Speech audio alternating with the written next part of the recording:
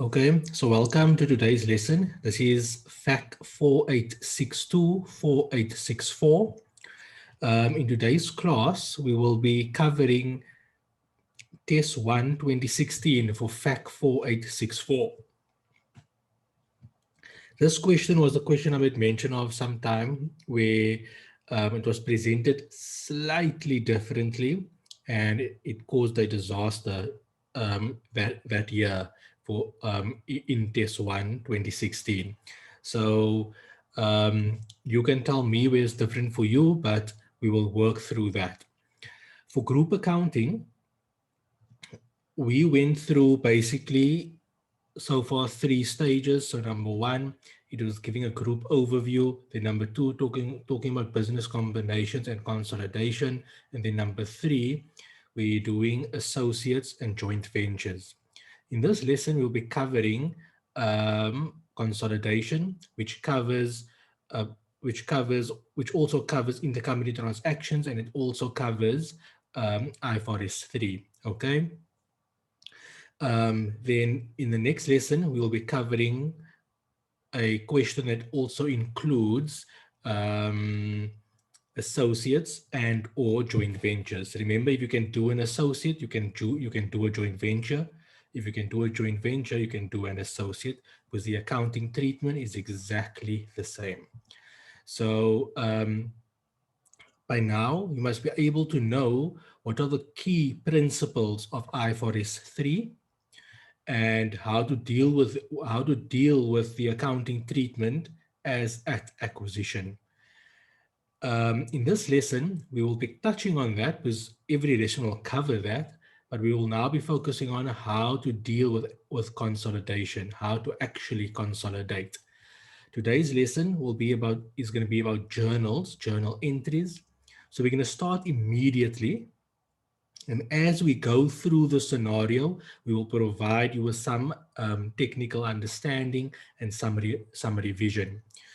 The journal entries is probably the most difficult part. So why do I say that? It's not because it is difficult. It is based on past experience with many students.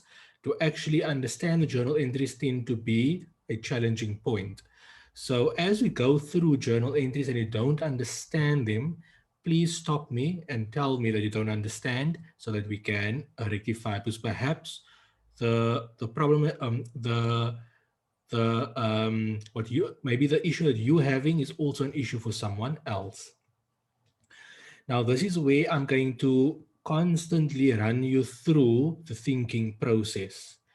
Remember, ultimately, the point of one of the main reasons for having group accounting within the CA qualification is to help you achieve a way of thinking, to help you develop a way of thinking.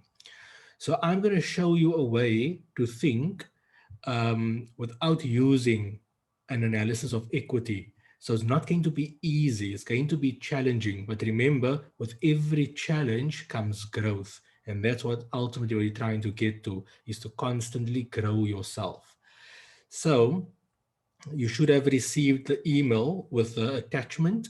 So we're going to work through, I think it's on page 78. It is question 1. It is test 1 2016. Okay, so if you can open that up, we're going to go straight into it, and I'm going to read through it with you, and then we will cover it in detail. Okay, so remember, when it comes to group accounting, there's a number of things that you must be able to do. In no particular order, you must be able to perform journal entries. Journal entries, which includes at acquisition journal entries, since acquisition journal entries, current year journal entries. And remember, those journal entries includes intercompany transactions. Number 2, you must be able to prepare a statement of financial position. You must be able to prepare a statement of profit or loss and other comprehensive income.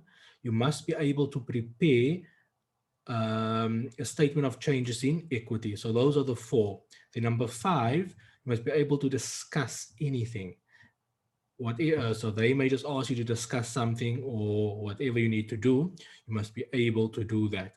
So one of the easiest way to learn how to discuss an accounting treatment is to think in terms of journal entries. So journal entries is very, very, very important. Every time you come across a transaction that you are not certain about, you must make sure that you run them through the accounting equation and make sure you balance the journal entry. So I'm going to give you 30 seconds to get your books out. I'll get mine as well, not your books, the question paper or the tablet I shared with you. Go to page 77. Actually, go to page 78.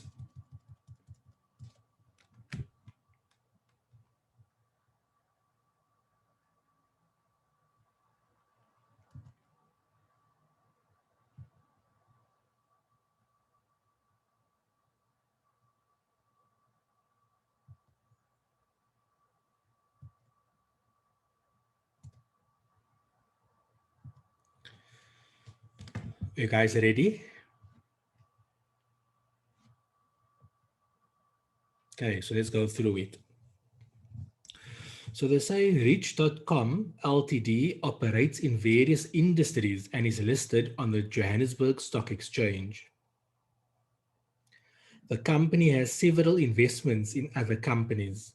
You have recently been appointed as the financial manager, group reporting, and has received the following consolidated trial balance of the group for the year ended 31 December 2015. You may assume that the amounts are correct except where otherwise indicated in the information below. So in that paragraph, the important aspect was that you received the consolidated trial balance. Okay. Now the question might be, what does that even mean? Okay. So what are you used to receiving? What are we used to getting? We are used to getting 2 to 3 trial balances next to each other, and then we add them together. In this case, they have already done that, and that is why you will see one column only, because it includes all the group companies. It includes the parent as well as all the subsidiaries. So that's important to note. Remember, what is our starting point? Our starting point is 100% of the parent, 100% of the subsidiary, assets, liabilities, income, and expenditure on a line-by-line basis. So that is our starting point. They said they gave you, or they said that we have the consolidated trial balance. What they're telling us, if we read further, is that we only have the starting point. So they gave us a starting point. Before, we must still do the starting point, which is to add the various companies together. So you must make sure you can pick this up. So that is what I told you, I think, last week or sometime, or on Monday, I'm not sure when I told you this, that you must be able to do a question from start to finish. You must also be able to complete a question that has been partially started or partially completed. Now, this is a kind of question that have been partially started. They gave you the starting point. Other times we would have had, let's say there's two companies over here, we'd have had two columns of numbers. In this case, we only have one column. Now that simple difference had a significant impact for students in the exam or in the test for this test. The results, if I remember correctly, I think the pass rate was like 20% because of the fact that this people getting one column as opposed to separate columns for each company threw students completely off. So it's very important to think what are you getting and make sure you make sense of what is actually being provided. So like I said, in a normal circumstance, so I'm assuming we have Rich.com and we have Rich Dad. So there's two companies. Rich.com is the parent and Rich Dad is the subsidiary. So normally we'd have had a column for the parent, Rich.com, and a column for the subsidiary, Rich Dad. In this case, they have just taken the two trial balances and put them as one. So please make sure you understand that. Now I'm going to go further, and remember, the next important thing to note is that our current financial year is 31 December 2015. So if you look at the trial balance, we have intangibles, we have PPE, we have investment in Rich Dad. Now that was already triggered that something is not right. They told you that they gave you the consolidated trial balance.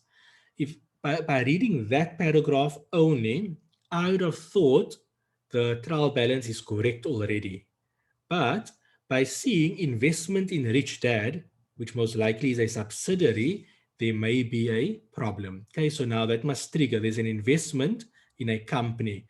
The only investment in a company that can be left over is a normal investment. Any other investment, any investment that is a subsidiary, any investment that is an associate, any investment that is a joint venture should not be left over in a consolidated trial balance. So the only time that would be correct if that investment in Rich Dad is a normal investment. So that must trigger. We don't know yet because we don't know what Rich Dad is. So we will have to figure out as we read on, but an alert must go off. So what's the alert? In the first paragraph, they told us that they gave us the consolidated trial balance. In my mind, that is already after all the necessary pro forma journal entries. By reading that, what goes through my mind? That, okay, I got the consolidated trial balance. That means that all the necessary pro forma journal entries have been completed. That's what I'm thinking.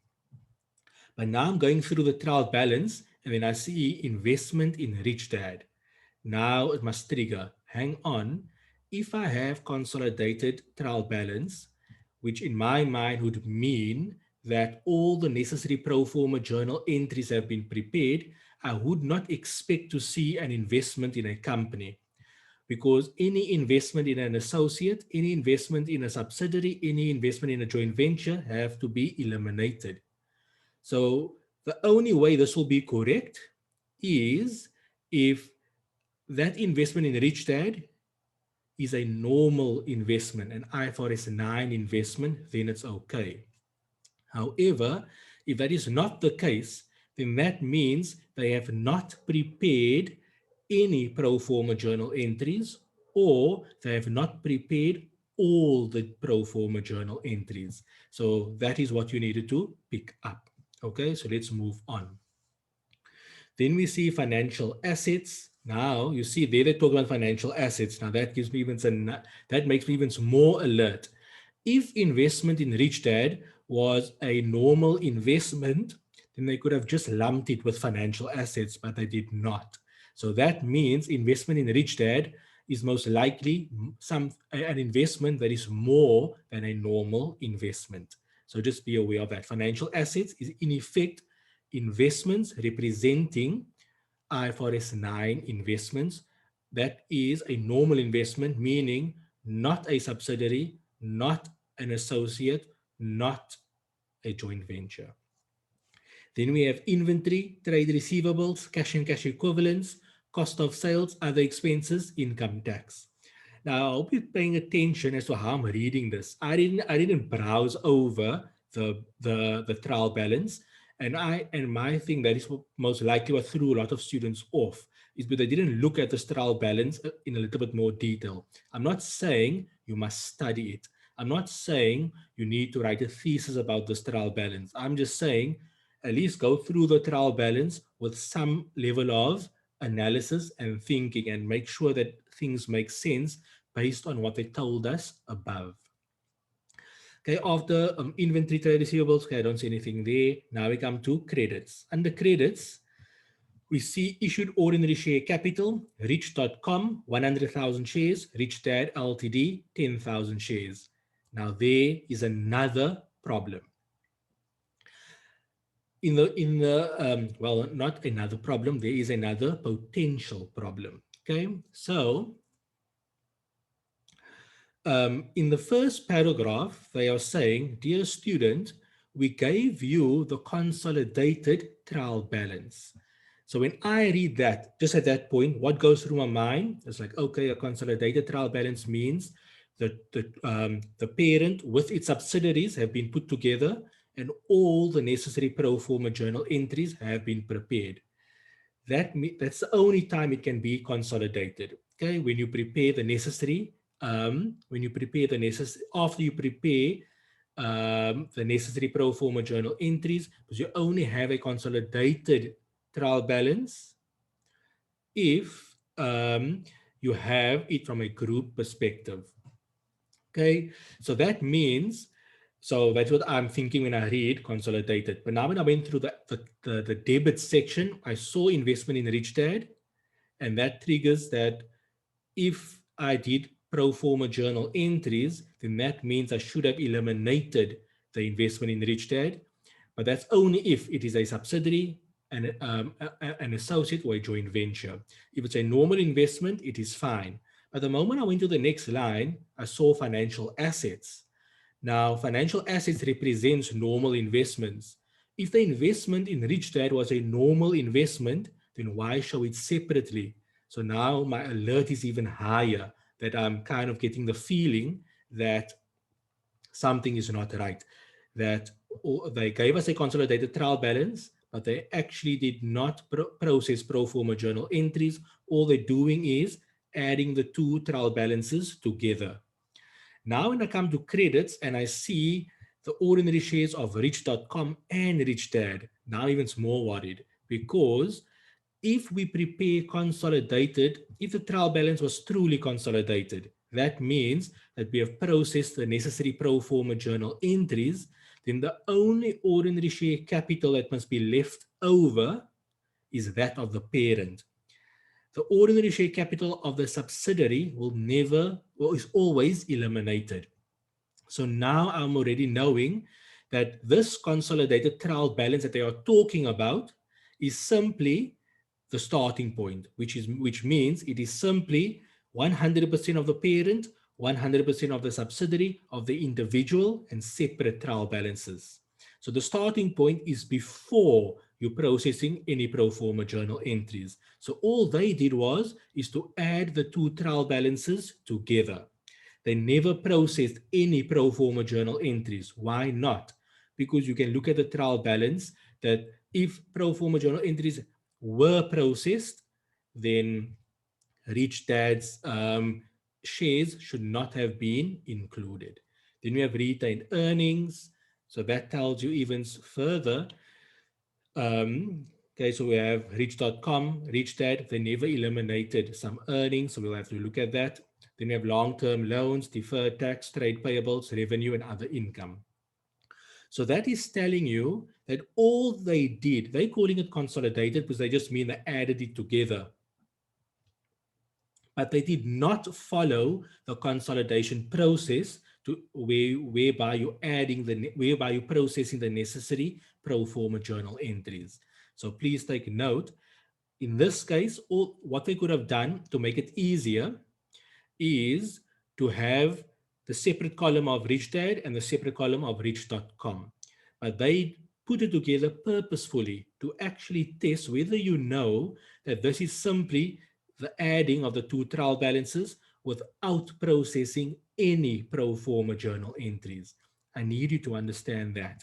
So if you follow the approach that that we went through in the free class and at the beginning of this course, we said that what is the process?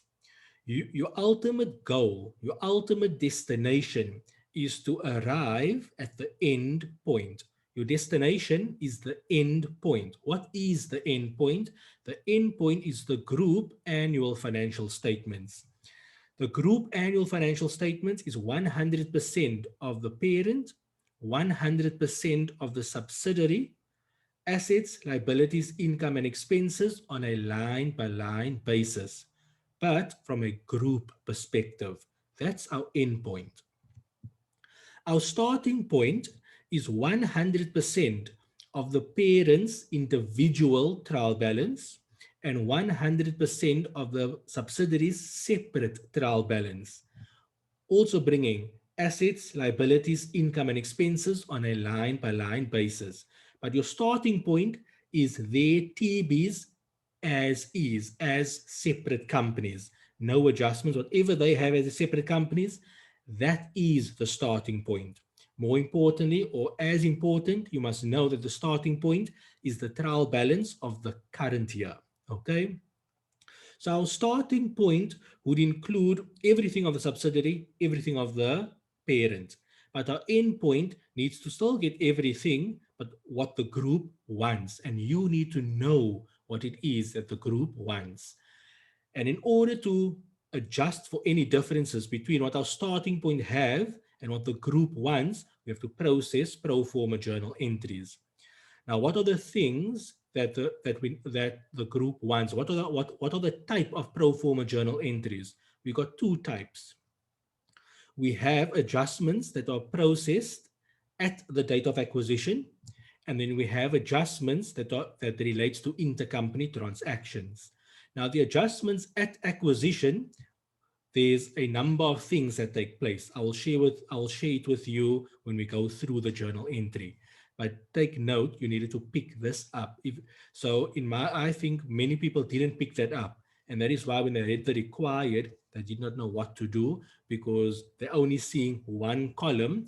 They're not seeing two separate columns. So just keep that in mind. So now we go further, and now they say, upon further inspection of the consolidated trial balance, you notice that the only consolidation procedures performed by the previous financial manager were the combining of the like terms. Okay, they're telling you what I was telling you, that all they just did was to add the two trial balances together, and they have not processed any form of pro forma journal entries. You are subsequently you subsequently obtained the following information relating to the investment in the subsidiary. Now we know Rich Dad is a subsidiary. So let's understand what this column is. Picture Excel, right? So if I just quickly swap my screen, where's my Excel? If I swap my screen, you should see Excel. Basically, that column, what if you must do this in the real world, okay?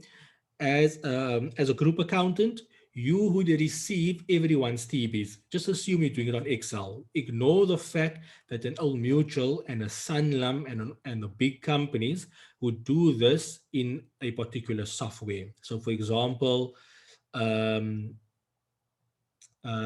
Mutual, and I'm pretty sure Sanlam does the same. They use Hyperion, HFM, whatever it's called. Okay, so they use Hyperion to do consolidation. So at Old Mutual, they have an accounting software called Oracle. In Oracle, the various teams processes the trial balances for the various business units. So Oracle will record a trial balance on a very, very minute basis, but on a, let's say on a company level. Oracle goes into more detail. They don't just do it on a company level, they do it on a business unit level. Not every business unit is a company, but ultimately you'll be able to get your company financials or your company trial balance from Oracle. Oracle then pushes this information into Hyperion, or Hyperion fetches it, whichever way, okay? And then in Hyperion, they do the consolidation. Now, how Hyperion work, I have no clue. So we're not going to talk about that, how it gets done in large companies like that. But let's see how it does it in smaller companies. For example, where I was at Signia, before the new FD came, the new FD changed quite a bit, but before the new FD arrived, everything that Signia did was in Excel, okay, to a large extent. So the group financials was prepared in Excel. So what would have happened? How would it happen? You would bring all the separate trial balances, and over here you would have rich. Sorry, I will have details. The details over here would be, for example, PPE, intangible.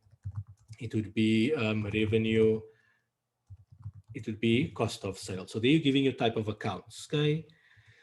Then you would put the different companies, Rich.com, you'd have Rich Dad, and then you would have starting point, which is the console, okay? Console before pro forma journal entries. So basically let's make up numbers. I don't know what the numbers are, but let's make up 100, 200. So basically what they gave us is that over there. So the column highlighted in green is what the question gave us. Or yeah, let's highlight it in green. So the column highlighted in green, that is what the question gave us. What are we used to seeing? We are used to seeing a question based on the ones highlighted in orange. So we are used to seeing two separate columns, Rich.com, Rich Dad. That's what we used to seeing in every question. All they did is to add like items together to produce the green column. So this is how it gets done. If you're for a smaller company that is using Excel, they do it like this. They will go fetch the trial balances. They'll have different tabs for the different trial balances. They will put every possible line item of the trial balances in over here. They'll do a sum if or VLOOKUP to all the trial balances, bringing in, get the starting point. The starting point is the sum of all the subsidiaries and the parent. And then we will have a column for pro forma journal entries, and then you will have a column for the actual group financial statements. So I'm going to go back to the scenario. What I'm trying to say that this column over here that we see is the green column. Okay, so just take note of that. So now let's go into investment in Rich Dad.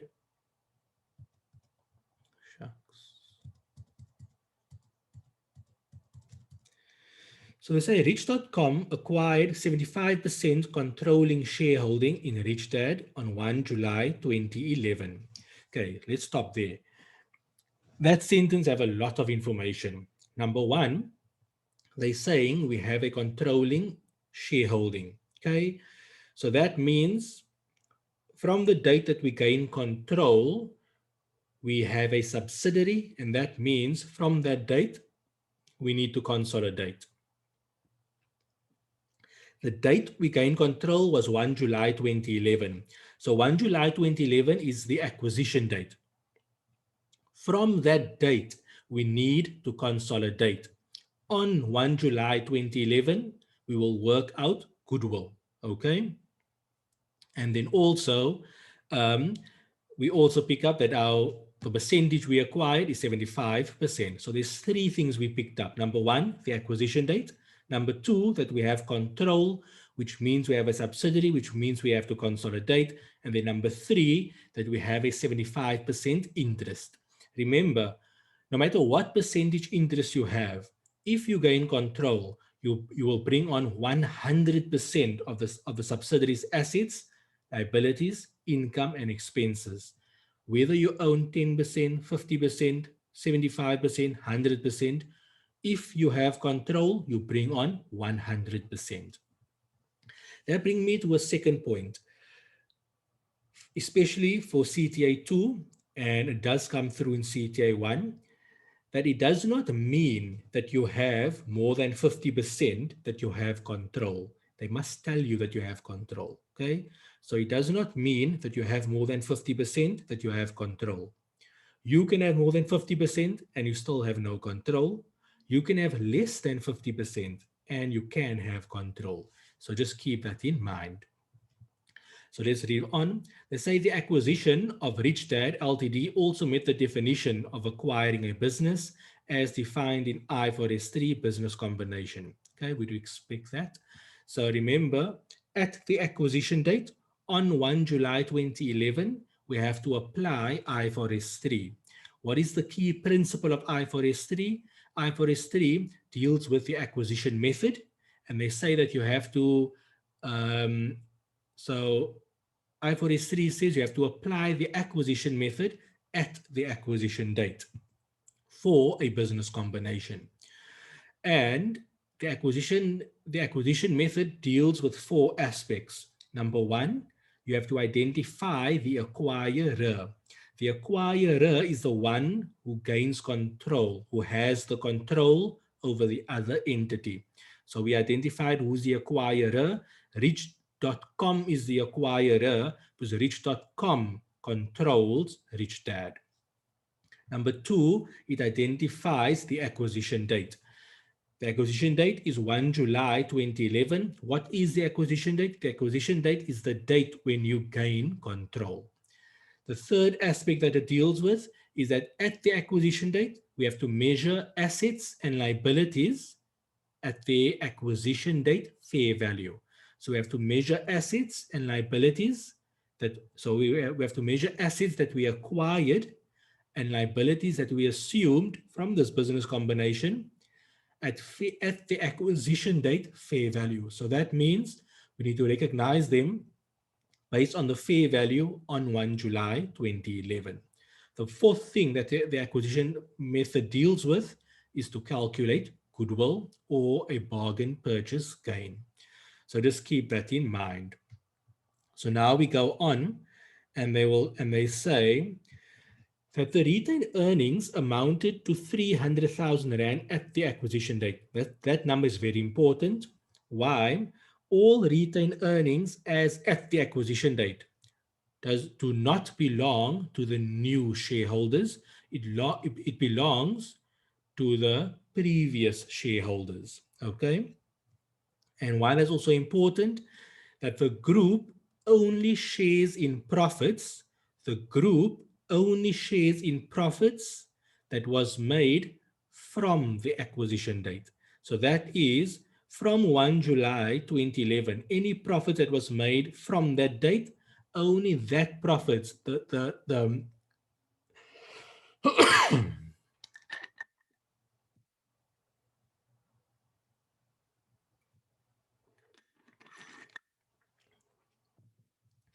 So the profit that was made from 1 July 2011, it is only those profits that the parent will share in. Any profits prior to 1 July 2011, the group does not share in. So that is why that 300,000 Rand, the retail earnings at acquisition, is extremely important. If they had revaluation surplus, if they had mark-to-market reserve, you will also want that amount at that date because we don't share in those profits because we did not control the company before 1 July 2011. Then they say all assets and liabilities of Rich Dad were fairly valued at the date except the following. So remember, we need to measure all assets and all liabilities at the acquisition date fair value. And remember, we don't just want assets that's in the trial balance of Rich Dad. We need to have a look if there's any other identifiable assets. Typical examples of identifiable assets would be intangible assets like a trademark, a brand that the company, that Rich Dad was not allowed to recognize because it did not meet the definition and recognition criteria. But when the business combination takes place, then we will have to recognize it. So just keep that in mind. So that is why they're telling you, so all assets and liabilities are fairly valued. We're happy with that, except the following. So we need to have a look what we need to do with the following. So bullet point number 1, an office building with a carrying amount of 350,000 Rand. So that carrying amount is what is currently sitting in the trial balance of Rich Dad at 1 July 2011, had a fair value of 500,000 Rand. So in the trial balance, the office building is sitting at 350,000 Rand. From a group perspective, by applying IFRS 3, we need to measure all assets at fair value. That asset that have a carrying amount of 350 has a fair value of 500,000 Rand. So therefore, we need to make the necessary fair value adjustment. We need to ensure that at the date of acquisition, by applying the acquisition method, that office building is 500,000 Rand. So how will we ensure that? We'll have to have a fair value adjustment of 150,000 Rand. Then they're saying the remaining useful life and the residual value remained unchanged at 20 years and null respectively at that date. Okay, the 20 years is important because we will have to depreciate that asset going forward. Then they say Richdad Ltd sold its office building on 31 December 2014 for an amount of 300,000 Rand to a property developer. I'll explain what consequences this will have, because remember, when you dispose of an asset, you dispose of an asset at carrying amount. And when you dispose of an asset, you will calculate a profit or loss on the sale of the asset. So typically what we would say, proceeds less carrying amount gives us, proceeds less carrying amount gives us a profit or loss on the sale. Now the proceeds will be exactly the same from a subsidiary and a group perspective.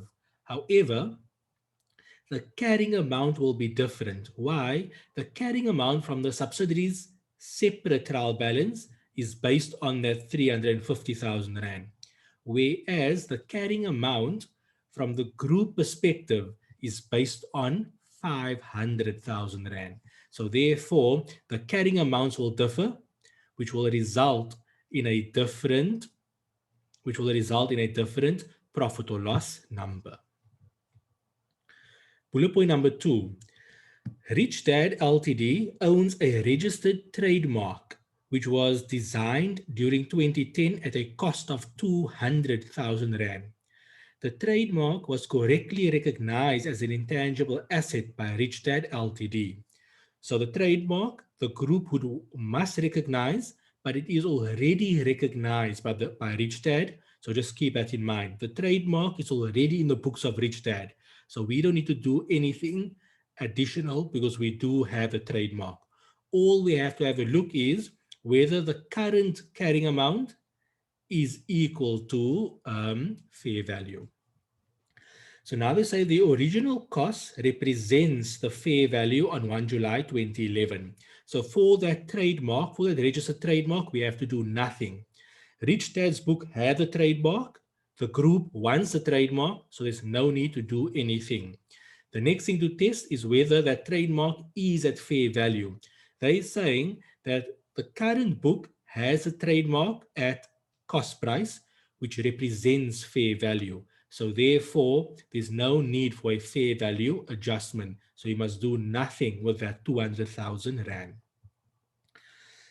Then they say in order to manufacture the trademarked product, Richdad Ltd also documented the required technical expertise used, which is unpatented. The fair value of the technical expertise was valued at 30,000 Rand on 1 July. So it is safe to assume that that technical expertise, which is an intangible asset, is not recognized in the books of what now? Is not recognized in the books of Richdad. However, it needs to be recognized in the books of the parent. So therefore, the parent, because Richdad have 0, the parent wants the fair value, the group wants the fair value of 30,000 Rand, we'll have to bring on the full 30,000 Rand. Then they say the trademark and technical expertise are both expected to have an indefinite useful life. The South African Revenue Services does not allow any deductions against taxable income in respect of the technical expertise. So we'll discuss that. It's going to have an impact on deferred tax. Richdad Ltd was also in negotiation with new clients regarding potential contracts worth 300,000 Rand at the acquisition date. We're not worried about potential. We want to know what is actually there. So if I actually had the contracts, then we could recognize it. But as a potential contracts, so we don't care. Okay, we ignore that. No additional assets, liabilities, or contingent liabilities were identified at the acquisition date. The current year profit after tax for Rich Dad is 300,000 Rand. We will just do the intergroup. The rest of the question we will do on another day because it doesn't impact the required I want to cover with you. So Rich Dad Ltd sold 3 of its products to Rich.com. So parent to sub to parent on 1 January 2015, meaning the transactions only started taking place in the current financial year. The total sales amounted to 300,000 Rand. These products are classified as equipment as part of PPE by Rich.com. So now you must be careful over here. Rich Dad made a sale to Rich.com. So the only way they can make a sale is by selling inventory. So in Rich Dad, the journal entries would be as follows. Let's assume it's all cash. Debit bank 300,000, credit revenue or credit sales 300,000. As a result of making a sale, they have to do the inventory journal. They will say debit cost of sales, credit inventory with the cost price. Okay, so that is the journal entry from Rich Dad's point of view. In Rich.com's point of view, the parent separate or individual trial balance, they would have done the following: credit bank 300,000, debit property, plant and equipment 300,000. So just take note, we are used to seeing an intercompany sale of inventory where the sub sells to the parent. So the sub have a sale and the parent have a purchase of inventory. In this case, it's the same transaction, but instead of the parent having inventory, they have PPE. It will have an impact on our intercompany transactions. The useful life and the residual value of the equipment was 5 years. Rich Dad charges a gross profit percentage of 50% on costs. So we will be able to work out the cost price to Rich Dad. So remember the journal entry for Rich Dad: debit bank 300,000, credit revenue 300,000. So bank SFP, revenue P&L. Now to work out the cost price, we'll say debit cost of sales P&L, credit inventory P&L. What amount we place there? Because they're telling us that there's a 50% on cost, we can work out what the cost price is. So therefore the cost price would be 100 over 150 multiplied by 300,000, and that will give you whatever the cost price is, 200,000, whatever it is. Okay, so just take note. So I'm going to stop there. Before we go into the actual reading the required and answering it, do you have any questions that you'd like to ask? I have a question. Let me see who's on. Let me see who's. It's Matlad. Okay. Yes. That you discussed a journal entry. You said in the books of Rich Dad, the specific journal entry was debit cost of sales and credit inventory. And then you said cost of sales will be P&L and inventory will be P&L. So I was assuming it would be SFP. Inventory will be SFP, not P&L. Did I say P&L? Oh, yeah, okay. P&L is a mistake, must be SFP. Okay, cool. Thanks. Any other questions? Let's see who's online.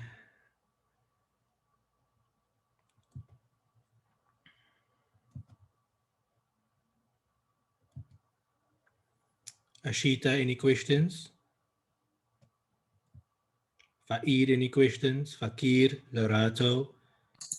No questions. Rebecca, Ryan, Tandy, questions? No question. No questions.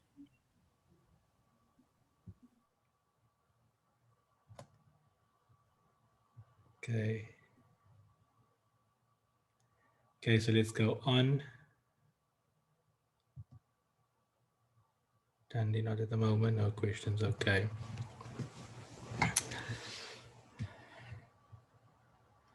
So let's go to the required.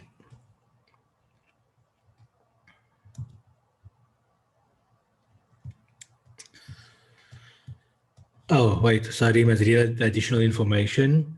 So investment in subsidiaries are accounted for at cost in accordance with IAS 27. Remember, when you have for the parents separate trial balance, their own trial balance, not a group perspective, the parents separate trial balance, an investment in a subsidiary, an investment in an associate, an investment in a joint venture, an investment in a joint operation.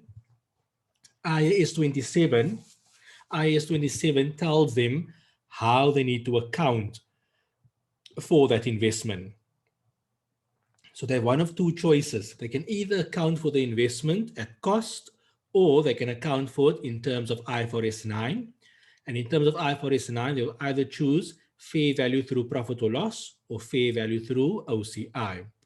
So in this, here they're telling you that they are using, they have chosen the cost model. Okay, so we're happy for that. If it was the fair value model, there will be some additional journal we'll have to process. Okay, next, it is the accounting policy of Rich.com to account for PP using the cost model. You can expect that. So what you must know, for our purposes, not in the real world, but for our purposes, well, in the real world as well, but not in terms of the accounting standards. So for our purposes, PPE, any depreciable asset, will always be the cost model.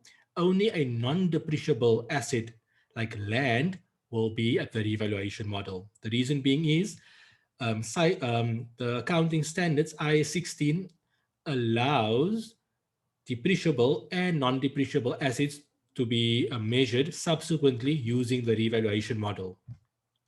That used to be part of the syllabus. I think in 2016 or 2017, SAICA removed the revaluation on depreciable assets, but it's quite complex and no one uses it in the real world. It's too much, but it's too complex for the real world as well. They don't have time for such stuff.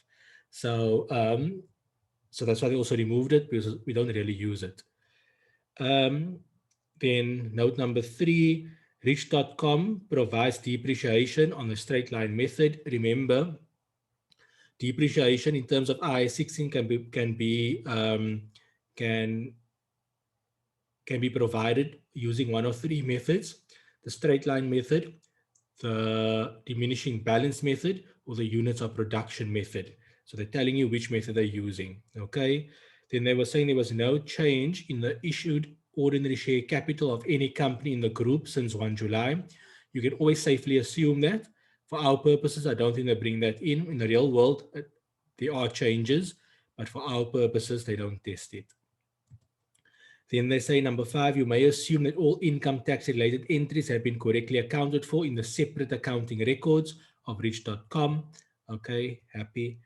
Then Rich.com has elected to measure NCI at its proportionate share of the acquiree's identifiable net assets at acquisition. That's important. Remember, NCI can be measured in 2 ways, either at fair value or at its proportionate share. You can read that whole sentence over there. Okay, so basically either fair value or its proportionate share. Then we say assume a normal income tax rate of 28% and a capital gains tax inclusion rate of 80%. Ignore value added tax and dividends tax. Okay, just take note that on 1 April 2022, the normal income tax rate for a company will change from 28 to 27. Now that is a wonderful opportunity to have a wonderful income tax question, okay? The chance of them bringing it in this year is slim because it's only happening next year. But they may ask you to discuss it, okay? So they may ask you to discuss the impact of the change. Because remember, what would happen? The actual change will only take place next year. But because everybody knows the change is going to take place next year, finance departments and potentially the boards will start asking the questions. Do you guys know that the tax rate is changing? have you considered the impact that it would have on our numbers? So that is the type of question that I could ask you, because that is the type of question that the board, or if not the board, the FD, the CFO, or the finance manager would ask the guys below them, or their finance team. That are you aware that the tax rate is going to change? Have we considered the impact of the change on our numbers? So I can see a discussion question coming. I don't foresee exactly a calculation coming, because I would think they would do a calculation next year when the change actually takes place. But now you will start thinking of the impact of that change, and companies would want to know. They would want to know the impact, and then you must like present it to the CFO or to the FD or to the finance manager. But that is what really happens. Okay, so I can foresee that happening. If I was still at Signia, the FD would come to me and say, Faiz, we know the tax rate is changing. Do you know what impact that's going to have on our numbers? And once you do, please tell me. So I can foresee that happening. Okay. So that's it. But that is not, you don't have to worry about it here. You must worry about it in Fact 3, Fact 1, in the income tax section. The only impact that the change would have is on the deferred tax balance. Why would it have it on the deferred tax balance? Because deferred tax represents future tax consequences. So your current deferred tax balance is representing an amount of 28%. But in future, when 1 April comes into play, you don't have to pay based on 28%. You're going to pay based on 27%. So you, in effect, going to have to reduce your deferred tax liability, your opening deferred tax liability. But like I said, that's an income tax question. I mean, there's a Fact 3, Fact 1 question. So let's move on to the required. I want to do Part A. Part A says, provide the pro forma journal entries for the Rich.com group for the year ended 31 December 2015.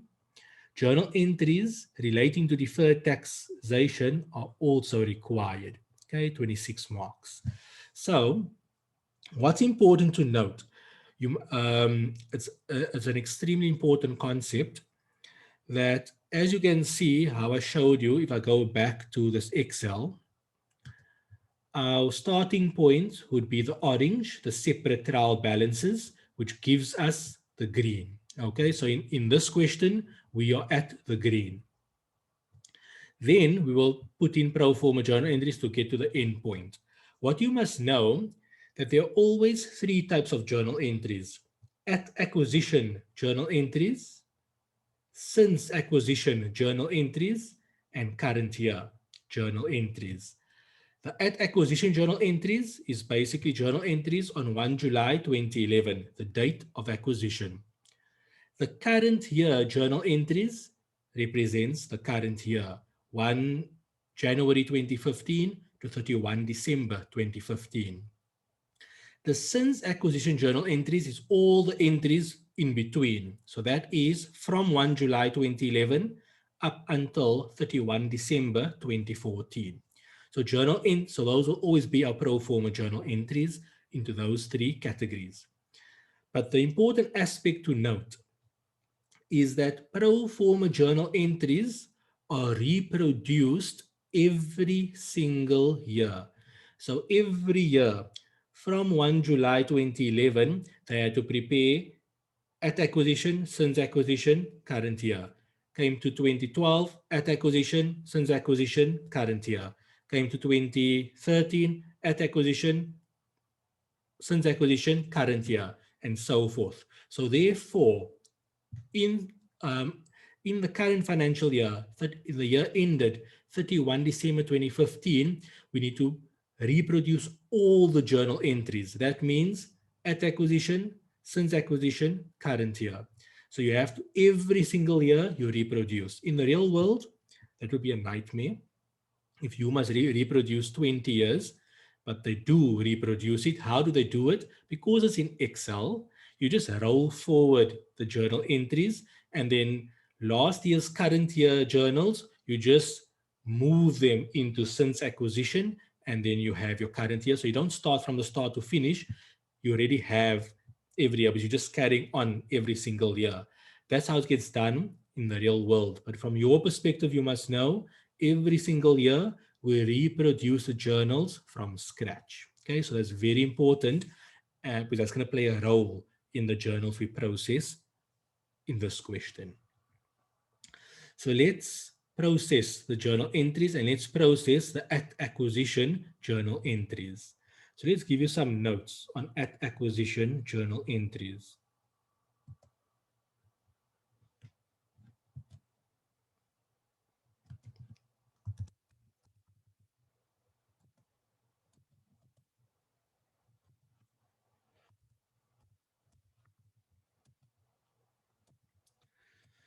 Pro forma journal entries is dealing with, I think, 5 things. Okay, so number 1,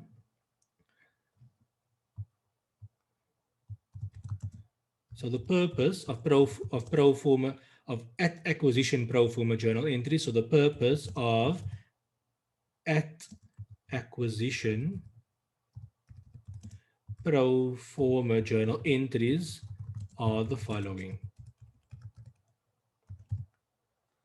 Number 1, no particular order, right? I'm just going to call it number 1, eliminate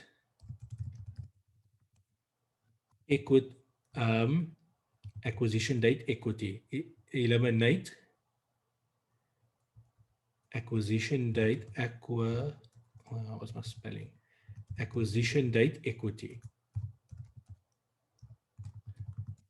So you eliminate all equity at acquisition.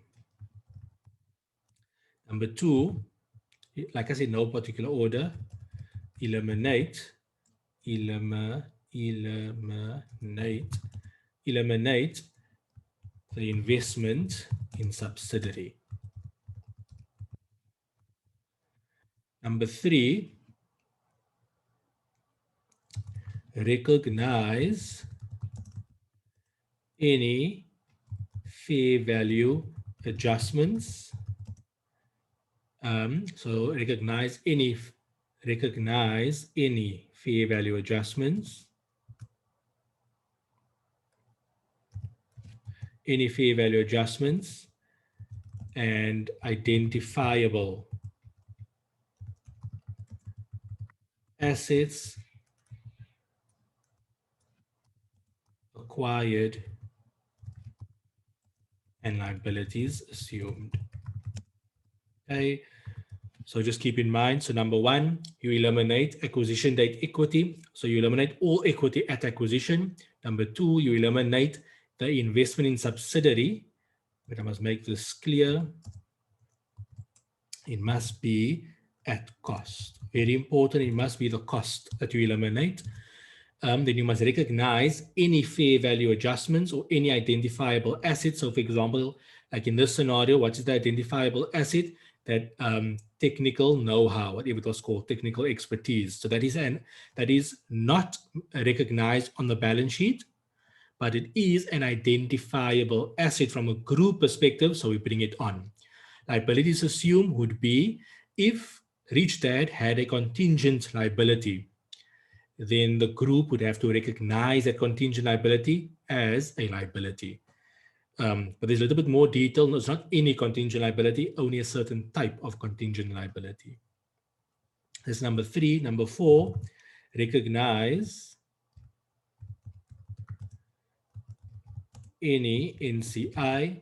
You will only have NCI if you have a subsidiary, and only if a subsidiary, and only if you acquire a subsidiary where you do not have 100%. Okay, you can only have NCI when you have a subsidiary, and you will only have NCI in a subsidiary if your interest in the subsidiary is less than 100%. So in this case, we don't have 100, we have less than 100, we have 75. So therefore, we will have NCI. And then finally, one of the main reasons of at acquisition journal entries is to recognize goodwill. Okay, is to recognize goodwill. So that's important to note, or a bargain purchase gain. Okay, a bargain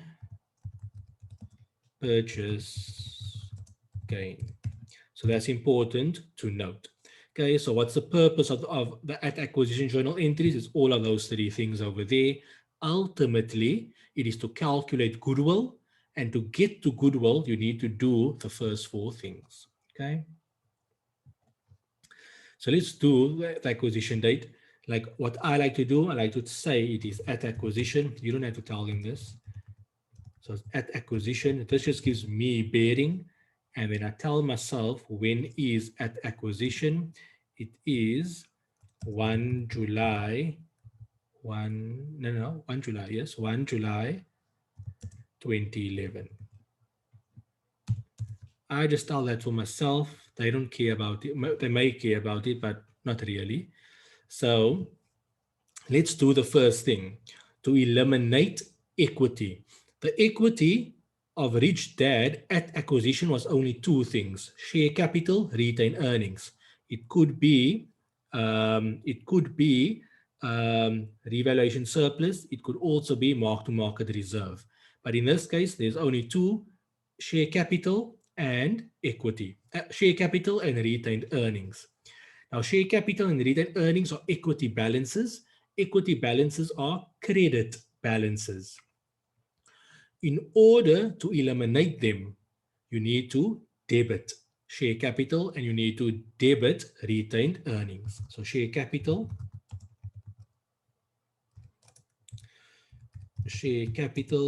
retained earnings.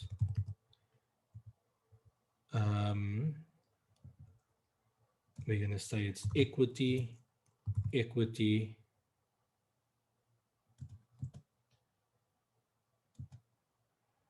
Going to have debit, credit. Okay, so remember, it's not any share capital, it's share capital at acquisition. It is not any retained earnings, it's retained earnings at acquisition. I saw the chat, I'll check it now. So share capital at acquisition for Rich Dad is 150,000 Rand. Retained earnings at acquisition is 300,000 Rand. So let me just check, someone sent a message in the chat. Oh, don't you see my screen? Don't you see Excel? We see you. You see me.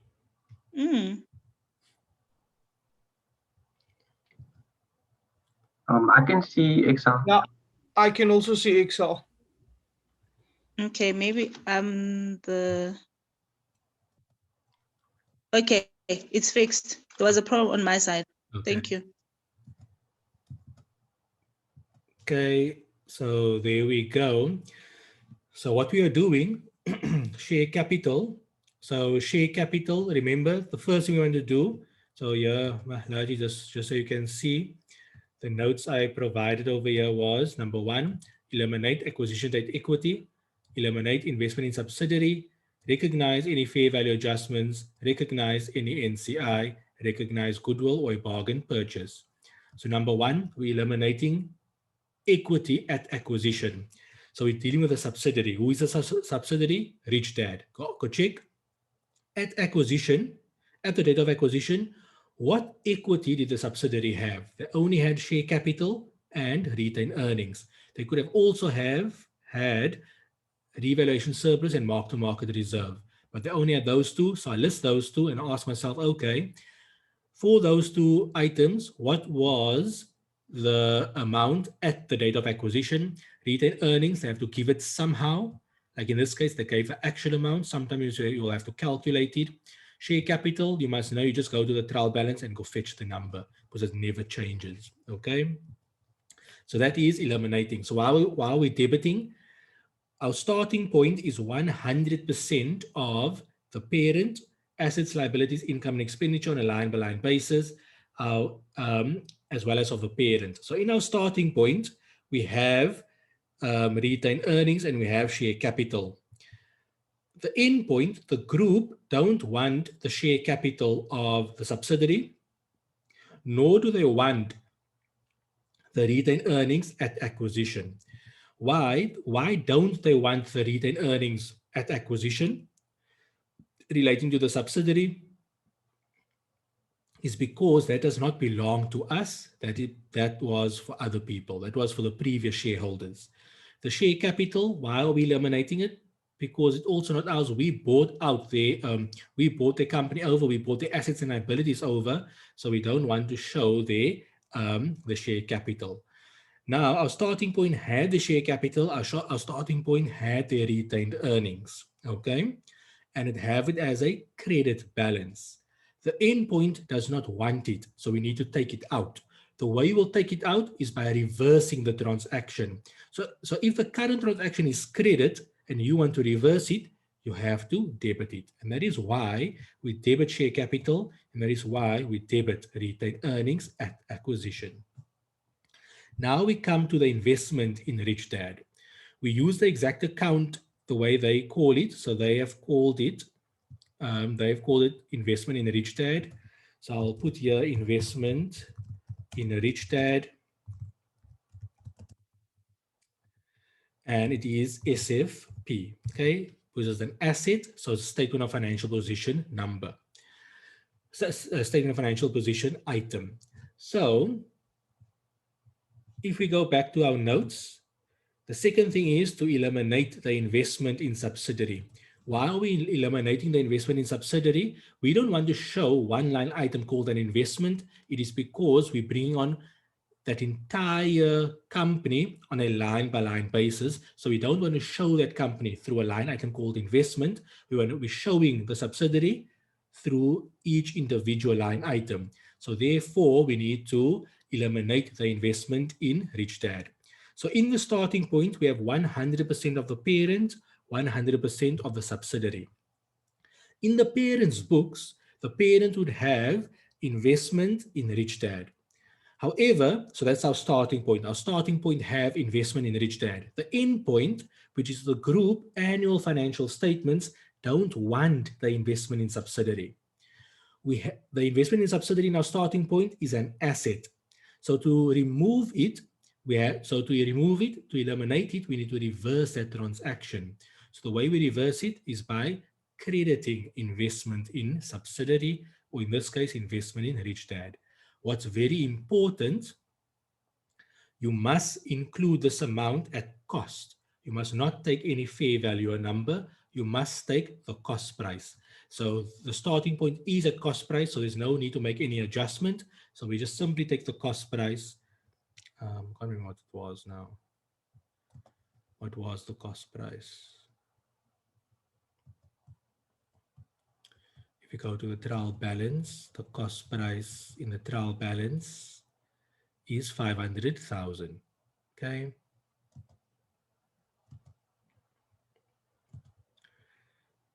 So you see my Excel again, right? Should be on Excel 500,000.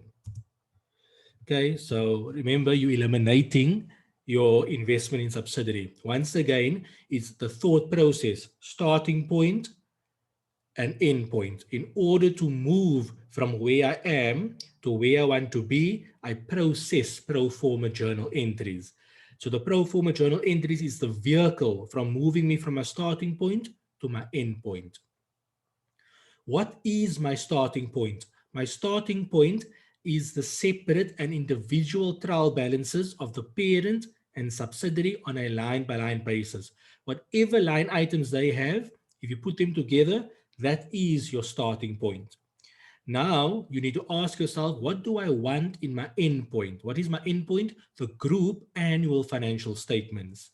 So you need to know what your endpoint looks like. If you don't know what your endpoint looks like, nor if you don't know what your starting point looks like, there's no way you can drive from starting point to end point. So that's the same way if you must go from wherever you are to, let's say, the UNISA building. So let's say in Cape Town, if I need to go from here to UNISA Parow, I don't know where UNISA is in Parow. So I wouldn't know how to get there other than through GPS. But now remember, in an exam, you don't have GPS. So you will need to find your way otherwise. So therefore, in order to make sure that if for me to be able to go from where I am, I know where I am, but I don't know where UNISA is in Parow, I wouldn't be able to get there. So no matter what modes of transport I take, I would never get there unless by chance. Okay, so the same thing over here. You need to know your starting point. What is your starting point? It is the separate trial balances of the parent and subsidiary, 100% on a line-by-line basis. What's the end point? You want 100% of the parent, you want 100% of the subsidiary on a line-by-line basis, but from a group perspective. And you need to know what it is that the group wants. So we use a vehicle called pro forma journal entries. What's important to note, pro forma journal entries goes into 3 stages or 3 phases.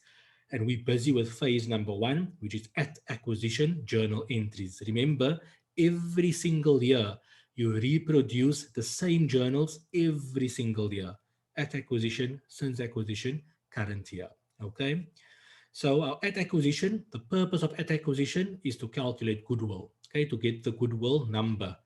And we said this, so to get the goodwill number, we do 4 things. Number 1, eliminate any equity of the subsidiary at acquisition. Number 2, we eliminate the investment in subsidiary. Number 3, we recognize any fair value adjustments. Number 4, we recognize NCI, which will then give us number 5, our goodwill amount or our bargain purchase amount. So now you should be able to understand why we debit equity and why we credit investment in subsidiary. The next part is to recognize any fair value adjustments. Okay, so if you remember correctly, the fair value adjustments was the office building. So I'll call it office building, office building, which is an asset, so it's going to be SFP. Remember the adjustment, we need to make a fair value adjustment. The fair value is 500, the carrying amount is 350. So therefore there's an increase in this asset. An asset increases on the debit side. So therefore I'm going to increase it by the fair value adjustment, which is fair value of 500 minus the carrying amount of 350. So that's a fair value adjustment. The next adjustment, so now we have a look, is there any more fair value adjustments? And we know there's another one. There is that technical expertise. There's no account called technical expertise. Technical expertise is a particular item. We need to classify that technical expertise into one of the asset classifications. So for example, PPE, inventory, intangible assets, financial assets, investment property. So it's not PPE, it's not in inventory, it is not financial asset, it is an intangible asset because technical expertise is a know-how. A know-how is something intangible and therefore we'll call it an intangible asset. In fact, they told us it's an intangible asset. So it's an intangible asset, so SFP. Remember, this technical know-how is not in the books of Rich Dad, but from a group perspective, we want it. So therefore, we would have to make the necessary adjustment. So just to think about the starting point. In the starting point of the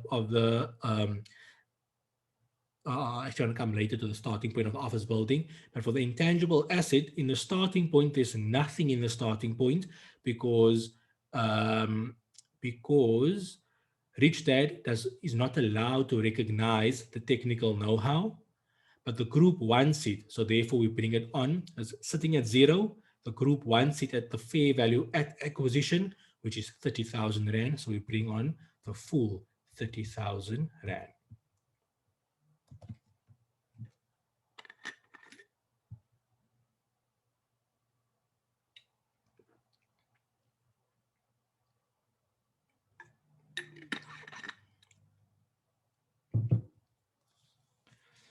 So, and that's the only fair value adjustments. There's no other fair value adjustments.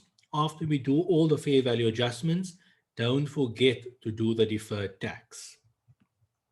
So now we can put in deferred tax. It will be SFP All of these are assets, so the deferred tax will be a liability. So we know it's going to be a liability. Okay, so let's start off with the first one. So I'm going to say equal, open bracket, office building 150. How do we benefit from the office building? Through use. We are using the office building, and therefore the rate that you use for deferred tax is based on the how you're going to recover the asset. Because you're using the asset, you're going to recover the asset through use, and as a result, we will use the 28% rate. Then,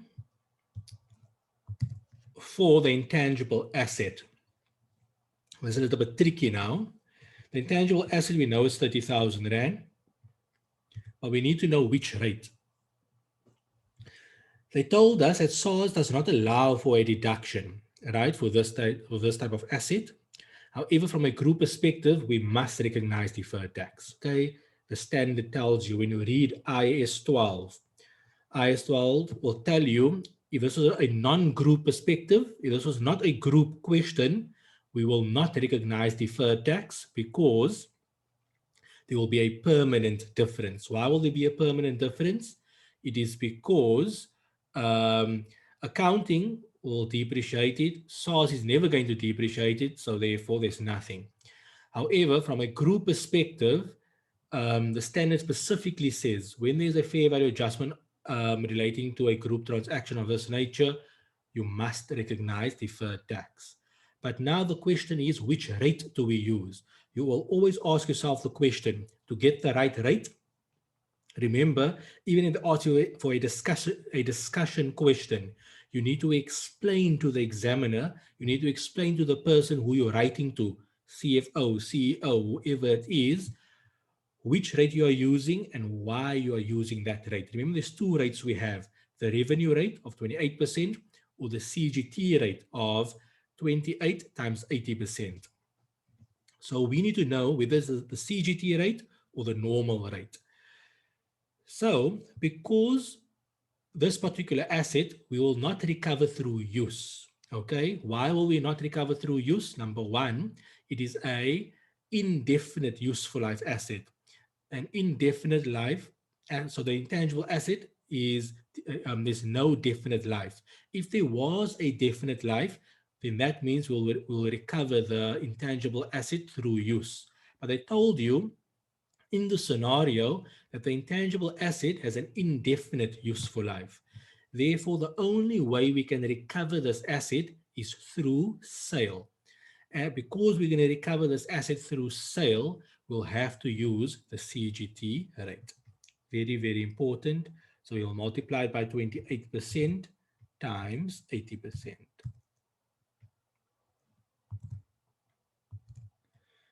If you're confused about it, dream about it tonight and then see how it makes sense. Take time, and I hope you are starting to dream about your stuff. So that is that. So we have covered number one, eliminate equity. Number two, eliminate investment in subsidiary. Number three, recognize any fair value adjustments. Remember, don't forget to take the deferred tax into account. The number four is to recognize NCI. We know there's going to be NCI. Why? Because we only have 75%. So they have to be NCI.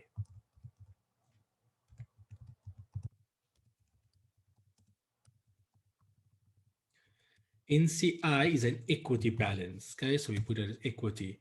So there's two ways to calculate NCI, either at fair value or their proportionate share. Okay, so what you must know, their proportionate share is basically the sum of all of that. So to work out proportionate share, I'm just going to do it over here so you can see how it gets calculated.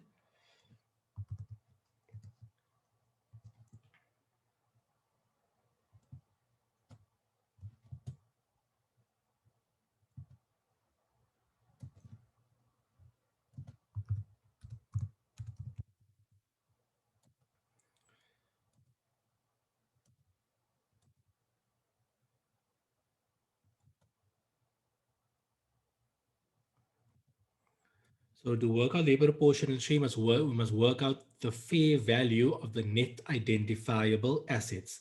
The fair value of the net identifiable assets as follows. It's basically all of this stuff over here.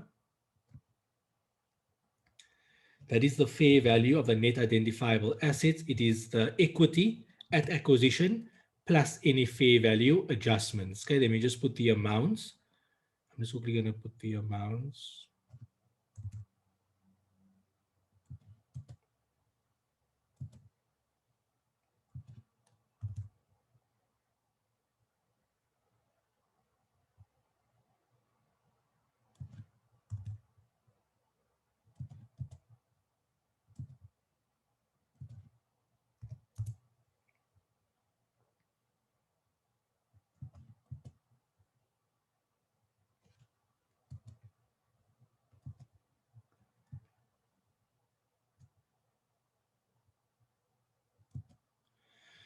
So the way you get the fair value of the net identifiable assets is to take the equity balance, which is the two amounts over here, and then add any fair and adjust for any fair value adjustments. So that is what we did over here. Let me just do this quickly. So this gives you fair value of net identifiable assets. The word net just means liabilities have been subtracted from assets. So this gives me the sum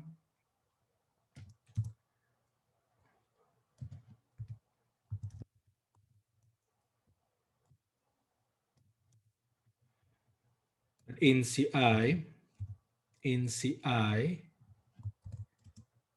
at 25%, that times 25%. Okay, so that's the answer. Now remember, NCI only arise on consolidation. So therefore, the starting point would be 0 because the subsidiary surely doesn't have an NCI figure. The parent separate trial balance also won't have an NCI figure. Why?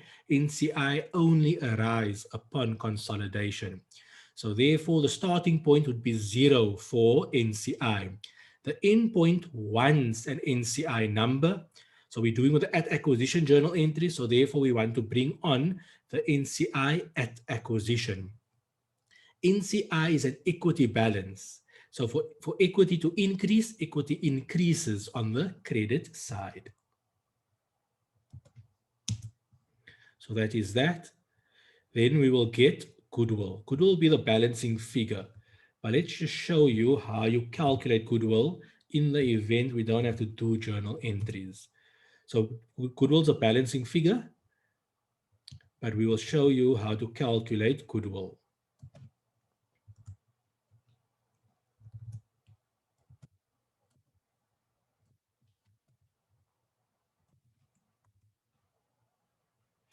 So the way we calculate goodwill is to take the consideration plus NCI minus fair value of net identifiable assets, and that will give us goodwill. So goodwill equals consideration plus NCI minus fair value of net identifiable assets.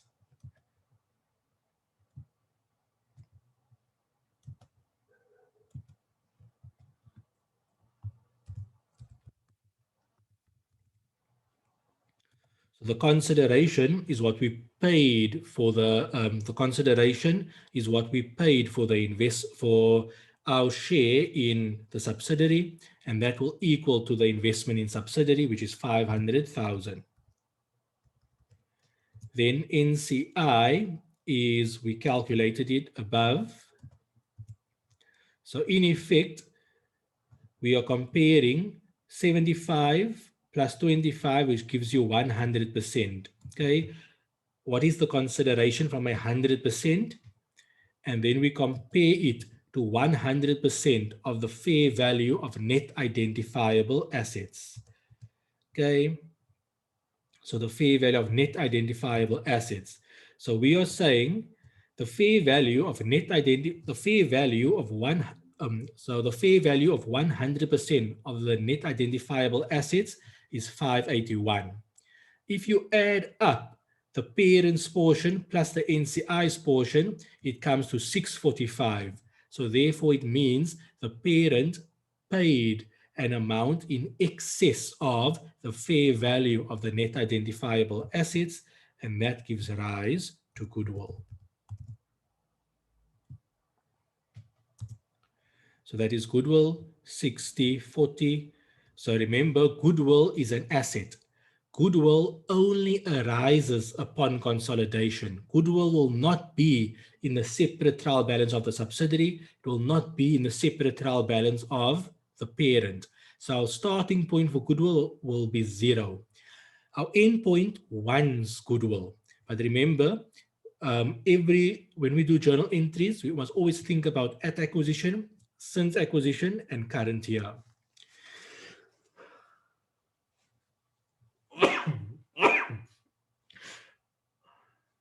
Sorry.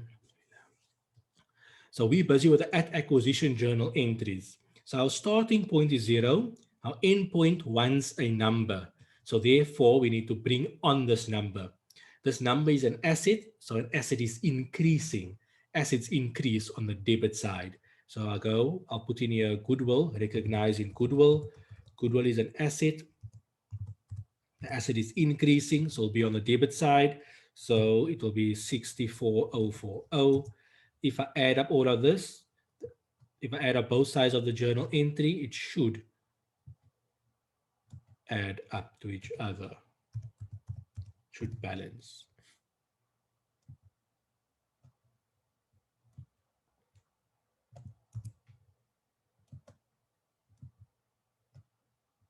The journal entry balances, okay? Just make that equals that. So that's our check balances. Okay, so that is the at acquisition journal entries with some form of explanation. Before we move on, do you have any questions?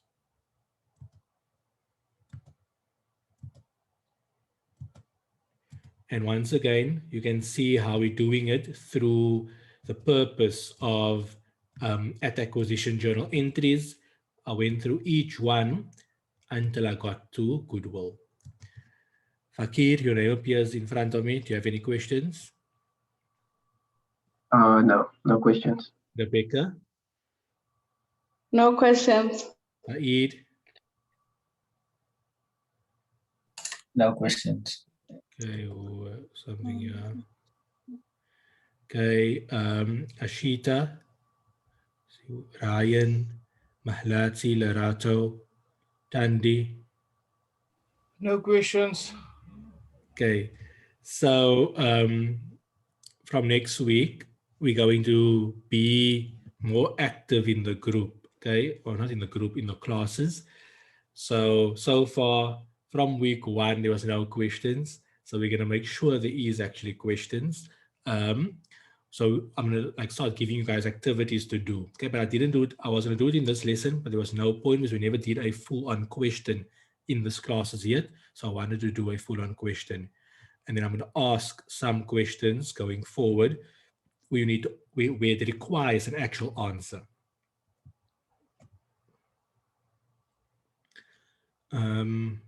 Let's see. Where are you here? Yes, I'm here. Oh, do you have any questions, Lerato? No, I don't. Okay. No question. Okay, cool. So let's move on to the since acquisition period.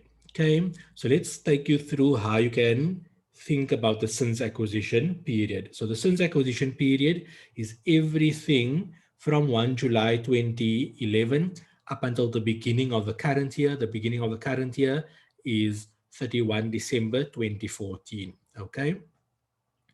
The way you have a look at acquisition is basically you're needing to first see whether you need to make adjustments to profit figures from prior periods. there will be adjustments if either of the two things are present. Number one, there were fair value adjustments at acquisition. So if there was a fair value adjustment at acquisition, like there is in this case, we're going to have since acquisition journal entries. And then number two, if there's any intercompany transactions, then we'll also have journal entries. Okay, so just take note of that. There is intercompany transaction. However, the intercompany transaction only took place in the current year, so there would be no since acquisition journal entries relating to intercompany transactions. However, because there are fair value adjustments at acquisition, we will have since acquisition journal entries relating to, there will be since acquisition journal entries relating to adjustments at acquisition. Okay, so let's move on. So now I'm going to call it now my since acquisition period.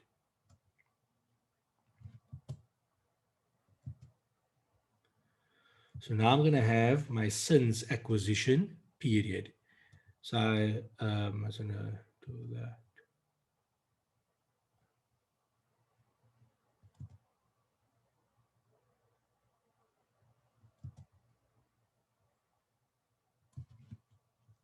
So since acquisition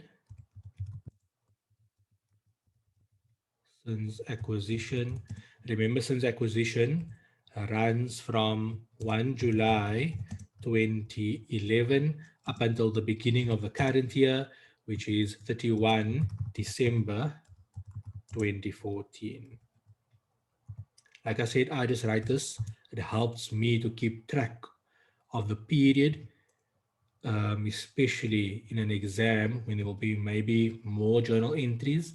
And even if it's as little journal entries as this one, it is still the exam pressure. Okay, so now let's go have a look at the journal entries.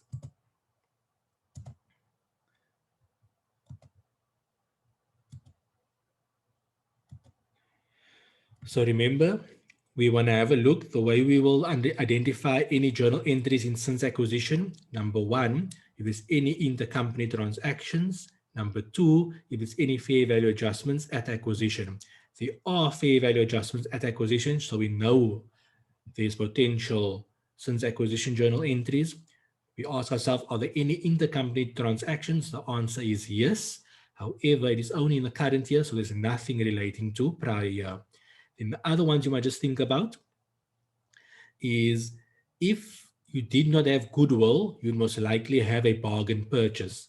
A bargain purchase is recognized in the since acquisition period. Okay, that's number one. Number two, you must have a look for any dividends. Okay, actually no, dividends, you don't worry about dividends. Dividends only impacts the current year. Okay, so there's three things you're looking for. Since acquisition, intercompany transactions in the since acquisition period, any fair value adjustments at acquisition, like we have in this case, and then any bargain purchase. You can't have a bargain purchase and goodwill for the same subsidiary. So we have a goodwill, so we can't have bargain purchase. So in this scenario, there's no since acquisition intercompany transactions, and there's no bargain purchase. So the only journals for since acquisition relates to fair value adjustments at acquisition. That's how you can pick up which journals need to be processed. Okay, so now the fair value adjustments is only two. It is office building and intangible asset. Now we're going to have a look at those paragraphs to see if there is any since acquisition journal relating to these products. Just a quick note for yourself. If a fair value adjustment relates to revaluation, to a non-depreciable asset, sorry. If a fair value adjustment relates to a non-depreciable asset, then the only time you will have a since acquisition journal entry if an asset has been subsequently sold. But if there's no subsequent sale, or if the subsidiary did not recognize a fair value adjustment, then you don't have to bother, okay? But when there's a depreciable asset, there will always be a since acquisition journal entry. So with office building, there's going to be something because it is a depreciable asset. So let's go to the scenario. You should see the scenario in front of you. Just shout, or not shout, just mention if you don't. But you should see it. So bullet point number 1 says, an office building with a carrying amount of 350 had a fair value of 500. The remaining useful life and the residual value remained unchanged at 20 years. Richdad sold its office building on 31 December. So there's two things that's happening. In the since acquisition period, so remember our starting point. Our starting point is 100% of the trial balance of the parent, 100% of the trial balance of the subsidiary of the current financial year. What's our current financial year? Our current financial year is 31 December 2015. The subsidiary sold this building on 31 December 2014. So in the starting point, the building is not there. Okay, take note of that. Our starting point is 100% of the parent, 100% of the subsidiary on a line-by-line basis, based on the current year's trial balance. Our current year is 2015. So in the starting point, in the trial balance of the subsidiary, the office building is no longer there. So our starting point have an amount for the office building of 0. However, we processed an at-acquisition journal entry this year so remember, those are the acquisition journals, but all these journals, when are these journals taking place?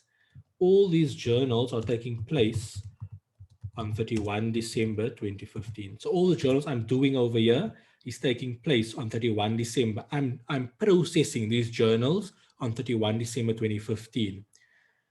I'm just highlighting the various sections for myself to be keep track of. So take note, these journal entries are taking place on 31 December 2015. Okay, so please be aware of that.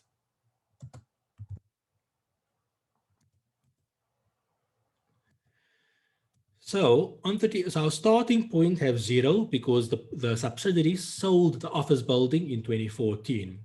But through the acquisition journal entry that I'm processing on 31 December 2015, I bring the office building on at 150,000 Rand. So you must take note of that. Okay, so I'm bringing it on at 150,000 Rand. Why am I doing that? Remember, this is where that rule comes in, or the assumption comes in, that we reproduce the journal entries from scratch every single year. So even if that building is not in our books any longer, we still bring it on because we have to reproduce the at-acquisition journal entry, and this was the at-acquisition journal entry from 1 July 2011. Please remember that. So as a result of that, we needed to process journal depreciation for the 6 months of 2011. We needed to process depreciation for the 12 months of 2012, the 12 months of 2013, and the 12 months of 2014. Those have all been processed in the prior financial years. Because I'm reproducing pro forma journal entries from scratch every single year, I need to bring on those depreciations. But let's understand, why do we need to bring on additional depreciation in the first place? So remember, in the books of the subsidiary separate books would recognize journal depreciation based on 350,000 Rand. So they would have said 350 divided by 20 years. However, the group wants to recognize depreciation based on 500,000 Rand. So therefore, the current trial balance based on the subsidiary, our starting point have depreciation based on 350. But what do the group want? The group want depreciation of based on 500. So therefore, we need to bring on that extra depreciation. So there's two ways to calculate it. So remember, in the prior years, we would have said debit depreciation because we are bringing on more depreciation. Depreciation is an expense, so depreciation and expenses are increasing. An increase in an expense decreases equity. Equity decrease on the debit side. So therefore, we're going to say debit depreciation, credit accumulated depreciation. This journal entry is not 100% correct. I'm just first showing you what we are doing. So SFP. Okay. So remember, in the prior years, we'd have taken it to depreciation. Depreciation is an expense line item, and it relates to an expense of prior years. How do I know I'm in this? Because I'm in the since acquisition period. Any prior year income and expenses no longer exist. Why not? Prior period income and expenses have been closed off to profit or loss, and profit or loss have been closed off to retained earnings. So therefore, in order to adjust that expense line item, we have to adjust it through retained earnings. So that's very important. Okay. Any income and expense relating to a prior period that impacts profit or loss is adjusted through retained earnings. Any OCI line item relating to a prior period is adjusted through revaluation reserve or a mark-to-market reserve. So you must just be aware of that. Why? Because an income statement line item, any income and expense, gain or loss, is closed off to profit or loss or to the and then closed off to retained earnings. For OCI, it is closed off directly to their respective equity balances. So that's very important. If you must put here depreciation, you're not going to lose the marks only, they're going to penalize you. Okay, so just be aware of that. So remember, retained earnings is an equity balance, so we call it equity. Now we come to the amount. Like we said in prior years, we have debited depreciation. So therefore, we're going to debit retained earnings because we are debiting depreciation through debiting retained earnings. How do we calculate the amount? It will be the fair value adjustment of 150,000 Rand, 123, divided by the useful life, multiplied by the length of the period of since acquisition. Since acquisition is 3.5 years. So that is the adjustment. So depreciation is increasing by 26,250. How are we increasing it? Through retained earnings. Now remember, an increase in depreciation is an increase in an expense. An increase in an expense decreases equity. Therefore, an equity decreases on the debit side. That is why we debit retained earnings. And then the contra to depreciation is accumulated depreciation. So we just do that. Now, once again, if this was a depreciation line item, it's going to profit or loss. So there's an impact on profits. Whenever there's an impact on profits, there have to be an impact on deferred tax. So now we must do the deferred tax journal entry. The deferred tax journal entry will be as follows. The increase in depreciation is an increase in an expense. An increase in an expense decreases profit. If profit decreases, we expect income tax to decrease. A decrease in income tax increases equity, equity increase on the credit side. So we will credit income tax with 28%. So we'll just say that times 28%. Okay. The contra to income tax goes to deferred tax and it goes to SFP. But now remember, this income tax represents income tax of prior years, represents income tax of the since acquisition period. any profit or loss line item of the since acquisition period no longer exists because it had been closed off to retain earnings. So we can't call it income tax. We must call it retained earnings. And that goes to equity. That is why when you look at the solution, UNISA, if you look at the solution, UNISA would net the two off. So for example, they would have said 26 minus that, and they'd have get 18,900. That is what they would have done. Okay, because I show you the two separate journal entries just to make intuitive sense. If you're comfortable with netting everything off, then you can do that.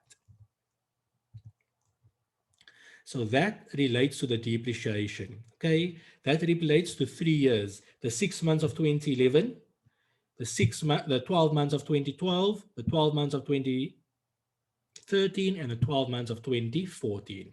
Okay, that takes into account of that. Now, this last part over here, Rich Dad sold its office building. Remember, the office building is no longer there. So the starting point have 0. The end point, the group also wants 0. But now in a problem. Why? Because our at acquisition journal entry brought on office building of 150. So currently we're having office buildings of 150, but our end point wants 0. So therefore, there's some pro forma journal entry that needs to take place. And this is how it will take place.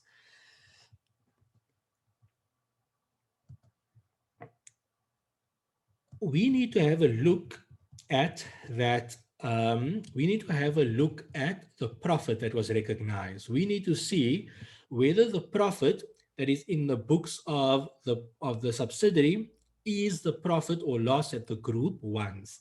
So this is how we'll do it. It looks as follows.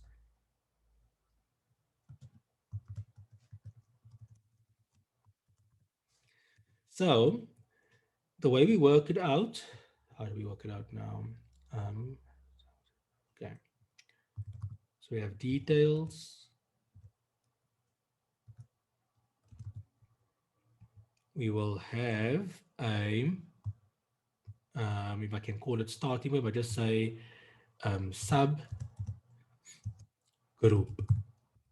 Okay, so the subsidiary is what is the starting point, what we currently have, subsidiary.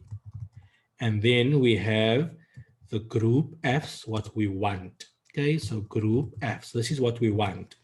The way we work out a profit or loss on sale through a of a depreciable asset is as follows. We say consideration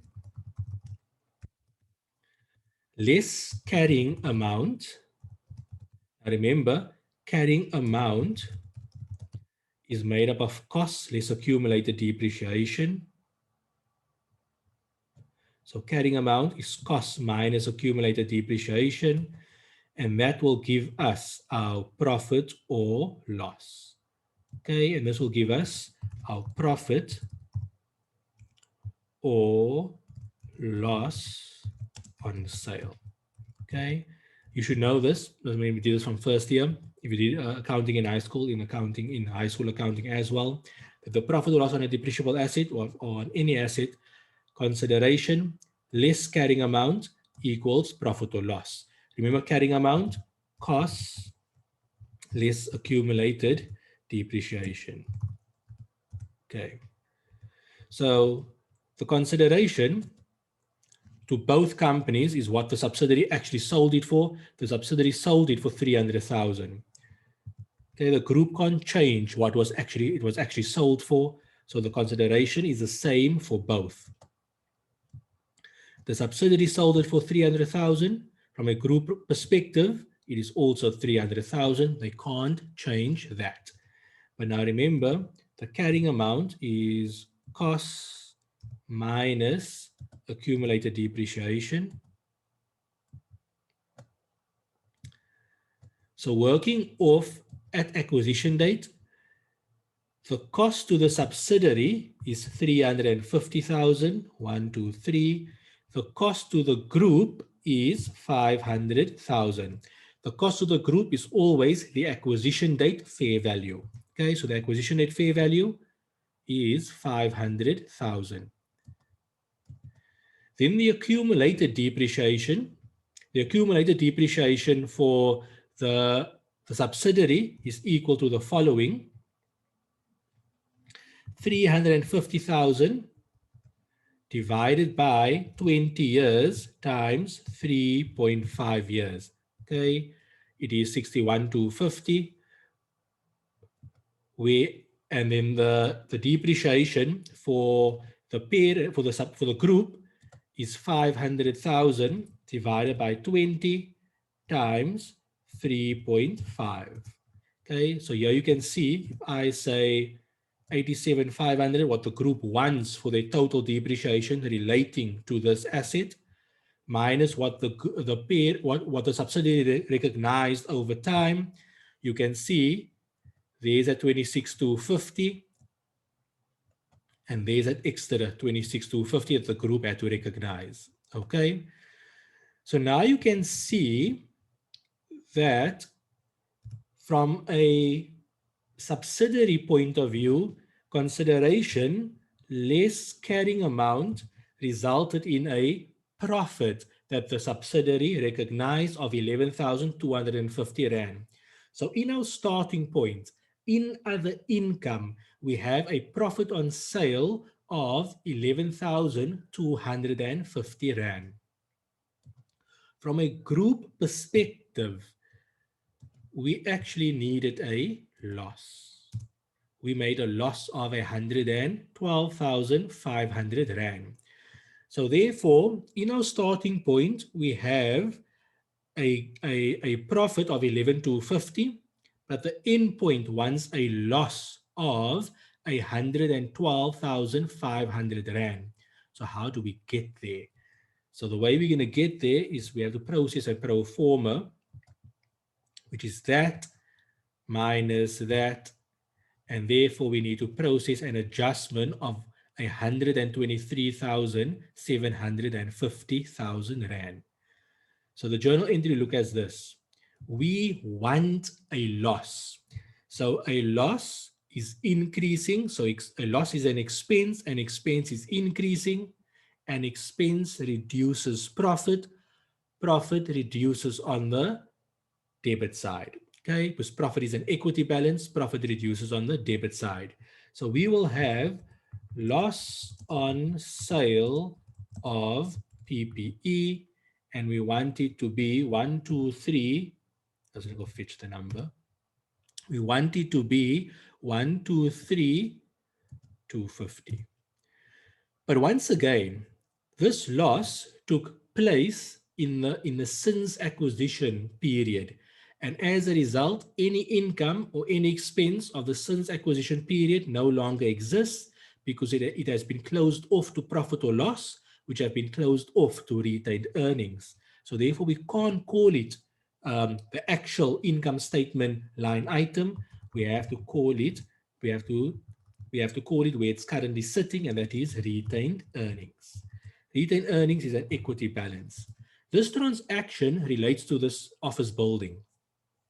We know that we currently, our starting point had 0 of the office building.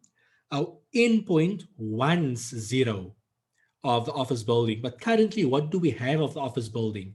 We have 150,000 Rand. How did we end up with 150,000 Rand if our starting point was 0? We ended up with 150,000 Rand because of the acquisition journal entry. So therefore, our starting point was 0. Our acquisition journal entry brought on 150,000 Rand. Our end point 10. So we know we need to have a negative 150,000 Rand. And this journal entry deals with it. So this journal entry will credit office building at cost price of 150,000 Rand. But now the journal entry is not balancing.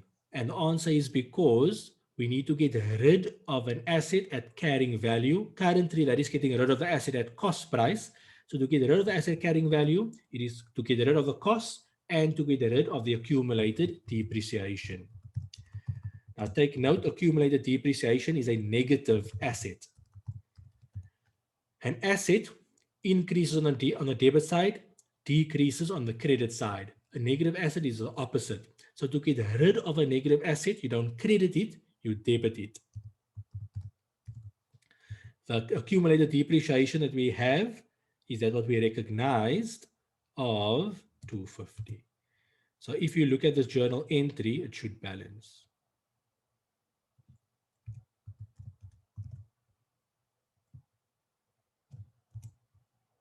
So there's 150 and there is 150. Okay, happy with that? Now remember, when we had the loss, there was an impact on deferred tax. So therefore, we need to also have an impact on deferred tax over here. So we made, from a group perspective, there was a loss, which reduces profits. Because profits reduce, we expect income tax to reduce. Income tax is an expense. So for an expense to reduce, it increases equity. Equity increases on the credit side.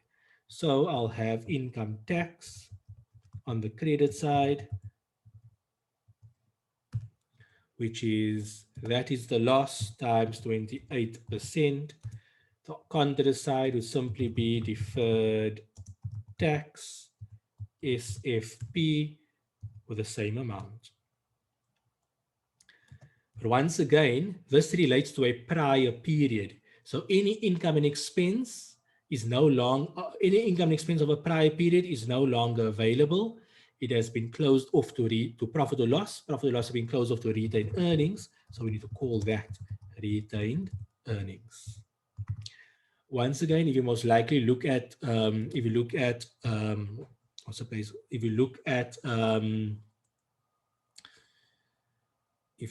at the solution, most likely you need to probably net this off. So it is that minus that. Later probably have one journal entry, which would have said debit retained earnings 89,100, credit office building 150, debit accumulated depreciation 26, debit deferred tax 34. I just showed you the separate just to show you the thinking process to see how we come up with the journal entries. Once you know the various journal entries, then you can reduce the number of line items. But if you're not certain, rather go the longer route because you will most likely still score more marks. Okay, so that's that. Now we have processed all our pro forma journal entries relating to group adjustments. So any adjustment relating to fair value adjustments at acquisition, any group adjustment relating to intercompany transactions, and any bargain purchase. There was no bargain purchase, there was no intercompany transactions in the since acquisition period. Once we did this journal entries, we asked ourselves, is there an impact on deferred tax? The answer was yes, because the journal entries resulted in a change in group profits. It means there has to be an impact on deferred tax. The next question you must do once you have done all the journal entries is ask yourself the question,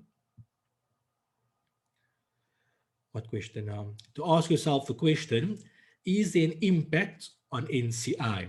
For there to be an impact on NCI, two conditions must be satisfied. Number one, there must be a change in group profits. We know these transactions had a change in group profits. But it must be 1 and 2. What is number 2? Number 2 is that the transactions must have taken place in the subsidiary.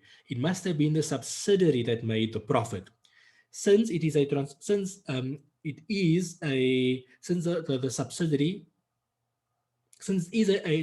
relating to the subsidiary. Why is that the case?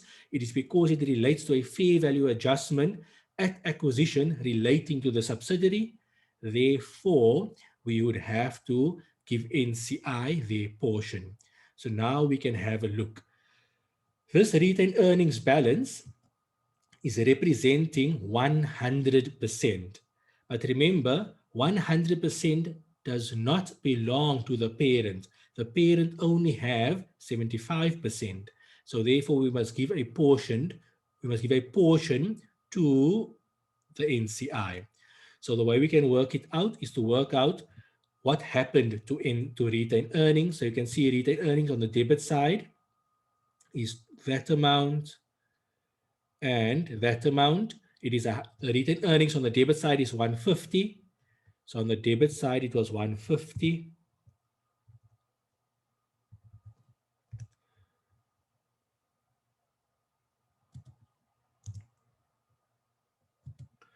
On the credit side, retained earnings was that plus that.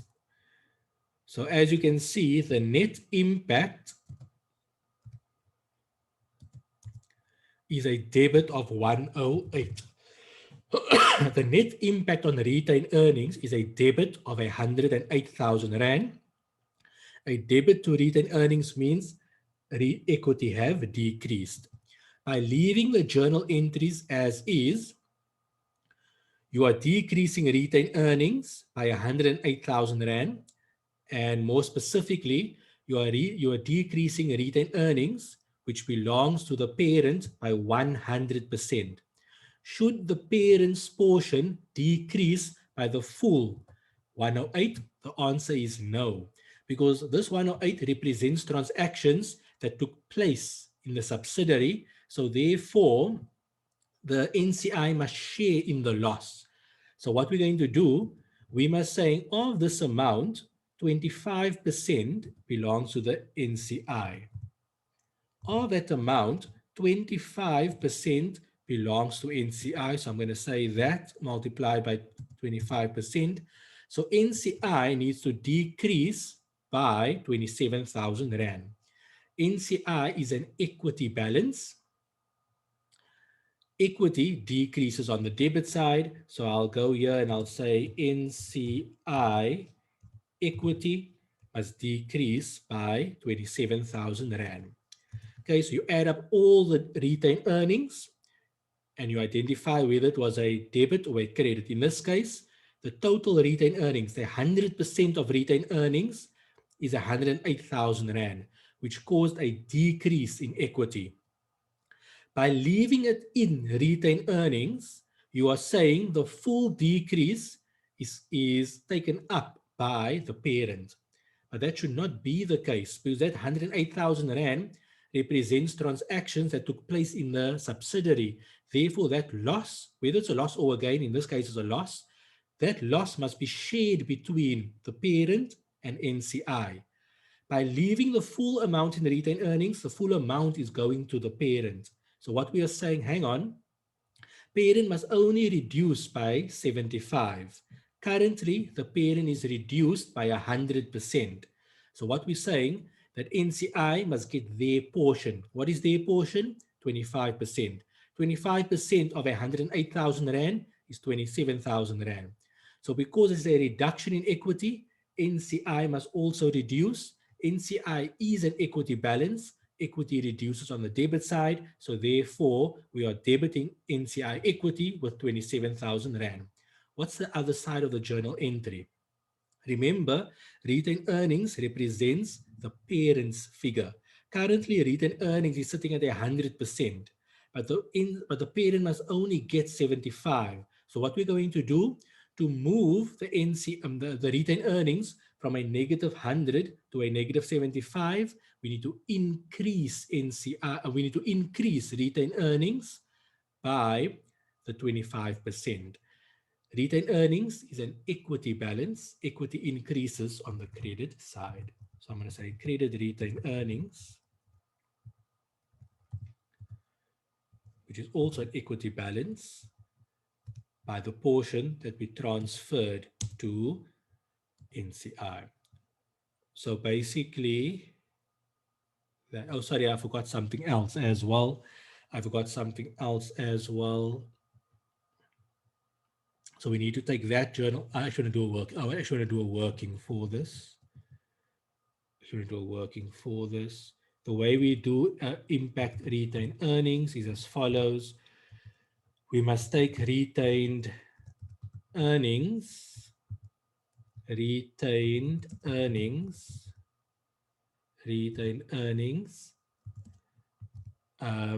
since acquisition,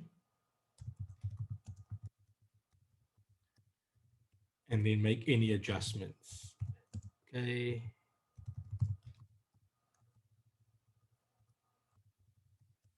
Any adjustments? So the adjustments is at 108. It is a reduction in retained earnings, so make it negative. So it's the 108. The since acquisition retained earnings, the way we calculate it is by taking retained earnings at the beginning of the year. If we go back to the scenario, retained earnings at the beginning of the year, where is that now, is 480,000 Rand. So retained earnings at the beginning of the year. So here we can see if I go to the since acquisition, that retained earnings that they gave us was retained earnings on 1 January 2005. 1 January 2015. 1 January 2015 is the same as 31 December 2014. So we have retained earnings at 31 December 2014. Remember, we want retained earnings during this period. So the way we're going to get retained earnings during this period is by saying retained earnings at 31 December 2015 minus retained earnings at acquisition. That will give us the retained earnings of the since acquisition period. That will give us the retained earnings that the group wants to recognize. So therefore, retained earnings since acquisition would be retained earnings at the beginning of the current year, 480, minus retained earnings at acquisition. So what this 180,000 Rand is saying, this is all the accumulated profits that the group has accumulated since the date of acquisition up until the beginning of the current year. But this is based purely on the trial balance of the subsidiary. Okay, but remember, we need the since acquisition from a group perspective. So to get since acquisition from a group perspective, we take any intercompany any adjustments into account, and like we said, we identify the adjustments to be 108,000 Rand, a debit. A debit reduces retained earnings, so therefore we said minus. So from a group perspective, the since acquisition retained earnings is this. Okay, so retained earnings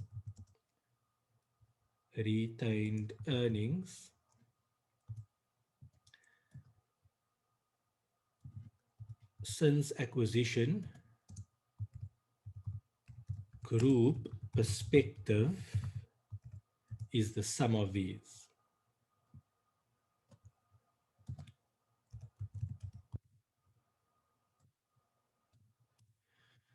So it is the sum of the 72,000 Rand. So let's understand how it is currently at 72,000 Rand. Let's understand. Our starting point is 100% of the parent plus 100% of the subsidiary. Now, we're just looking at the subsidiary for now, ignore the parent, okay? So our starting point is 100% of the subsidiary's current trial balance. The current trial balance have an amount of retained earnings of 480,000 Rand. How do we know that? That's what it says. So this is what our starting point is, and our retained earnings for reached at is 480,000 Rand. That's our starting point.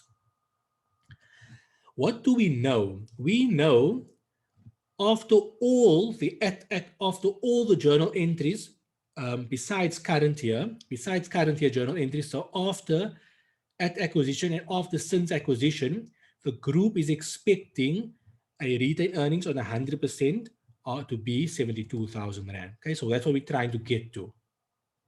So our starting point have 480,000 Rand. That's our starting point before pro forma journal entries. Now we step into the pro forma journal entries. The first set of journal entries is at acquisition. we can see here is retained earnings, a debit to retained earnings. So our starting point had a credit of 480. After processing the journal entry, the at acquisition journal entry, we processed a debit to retained earnings.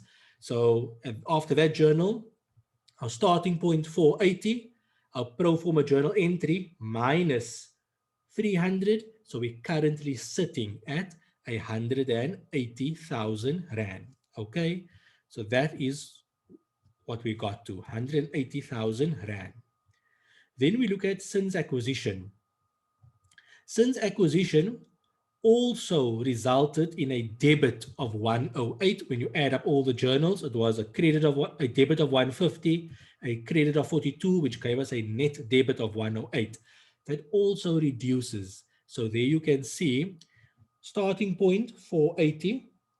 Then we process at acquisition, which reduced retained earnings by 300.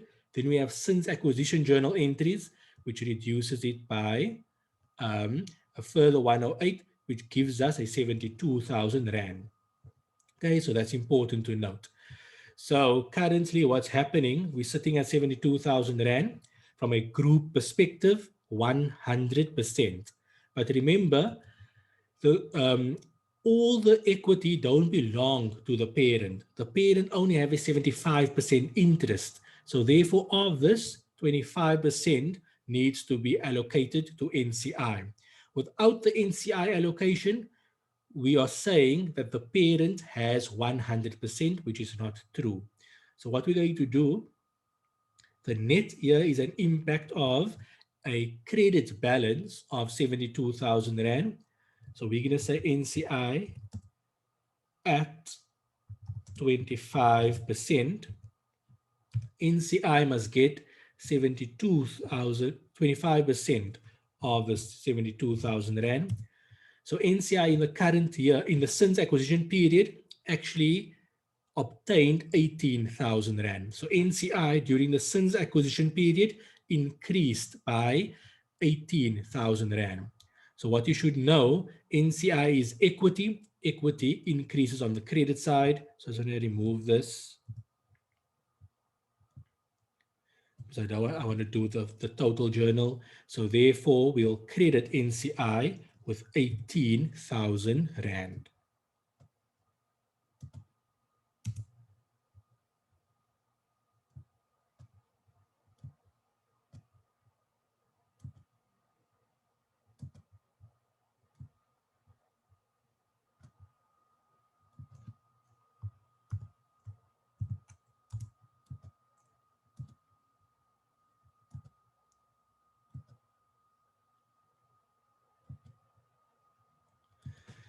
Okay, the net impact of without processing the NCI journal, we are saying everything belongs to the parents, but we know everything does not belong to the parent. So therefore, with all the journal entries, we have so far increased the parent with 72,000 Rand, which represents 100%. But remember, the parent can't be increasing by 100%. The parent must only be increasing by 75%. So what we're going to do, we need to reduce the parent by the 25%, which is what we allocated to the NCI. So that is the since acquisition retained earnings journals. So remember, this journal entry will always take place, whether or not you have any adjustments. If you don't have any adjustments, you will simply have this amount to be 0. So just keep that in mind, okay? So that's all that I could pick up. Oh, now so far we dealt with the office building. So I forgot I needed to check the intangible asset, but I know there's nothing over there. So I'll explain to you. Where's the intangible asset now? So here with the intangible asset, it is no adjustments happen after that 30,000 Rand, and it is not a depreciable asset. So there is no amortization that needs to be recognized. So there's nothing that we need to do. The only time we will have to do something is once Rich Dad sells this expertise. But while they're not, we do nothing. Okay, so there's no subsequent since acquisition journal entry relating to this intangible asset. Now we can go to the current year. Are you guys okay with me finishing the current year? Yes, no? Can I complete it? So I mean, we're already 10 to 9. I'm okay with completing. Do you guys okay with it? And before we do the current year, if you're okay with it, do you have any questions on the since acquisition journal entries?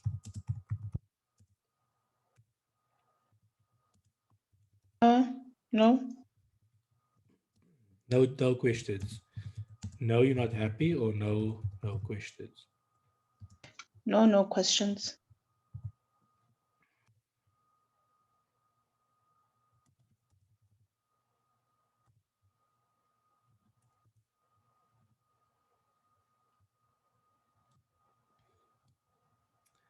Now we're going to do the current year.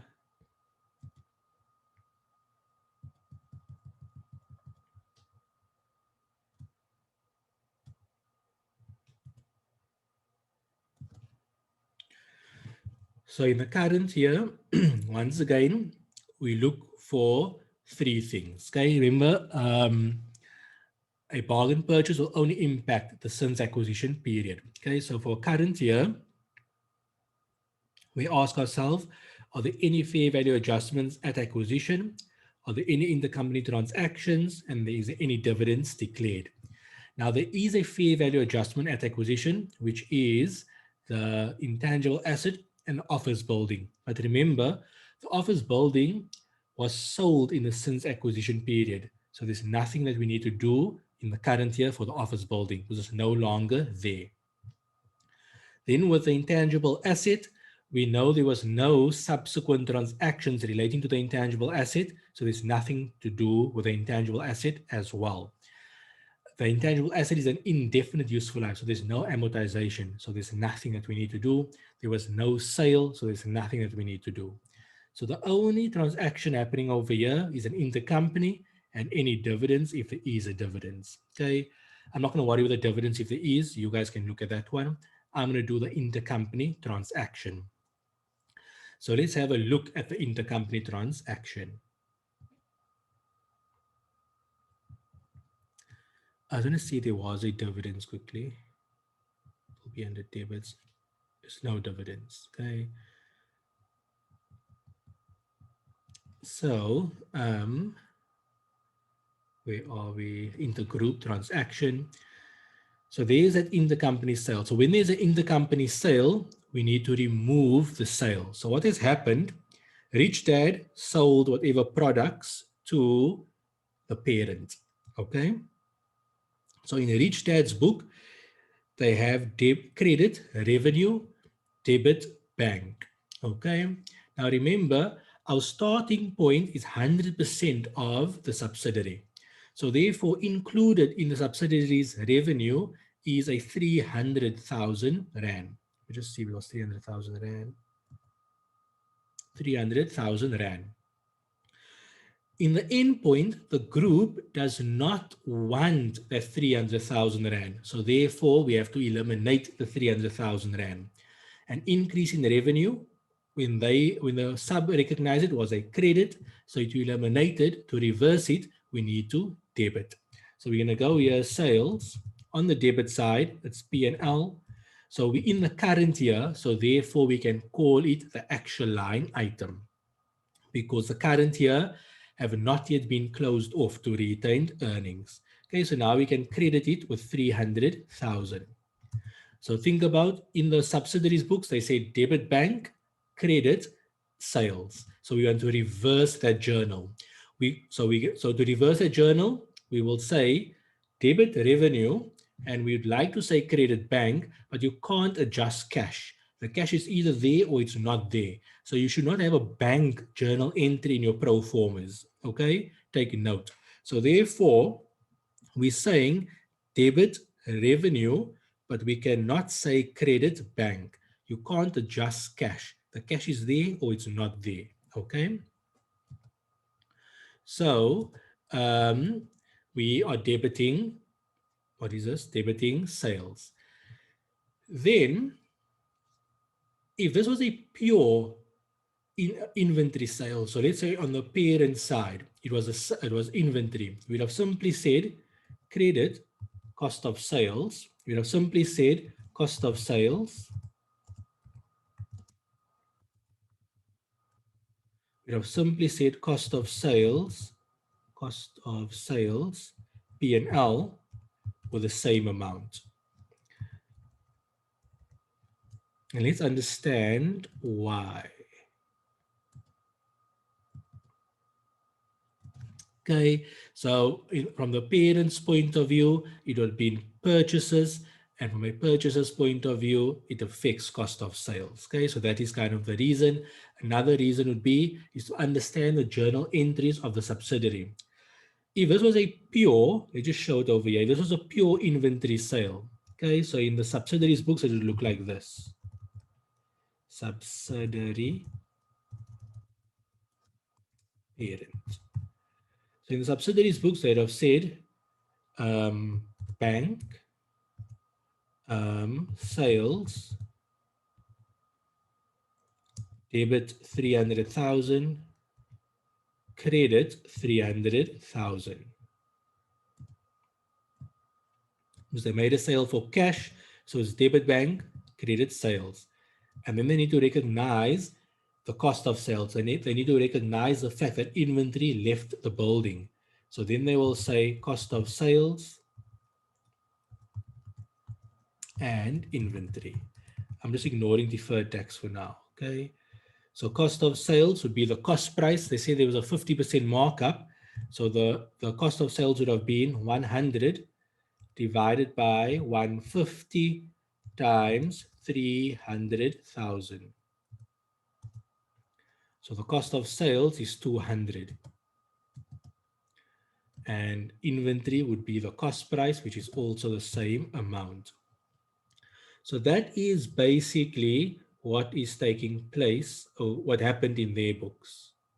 Okay. In the parents' books, if it was a pure inventory sale transaction, it would have been credit bank, because they paid cash, credit bank of 300,000, and then debit inventory or debit purchases. Okay, that is what it would have looked like.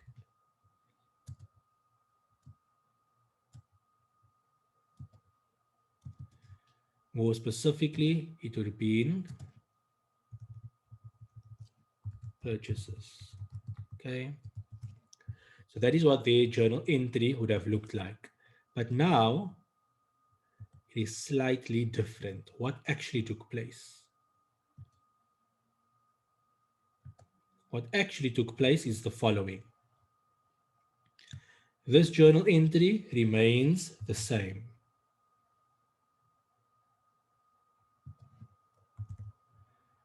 This journal entry is slightly different.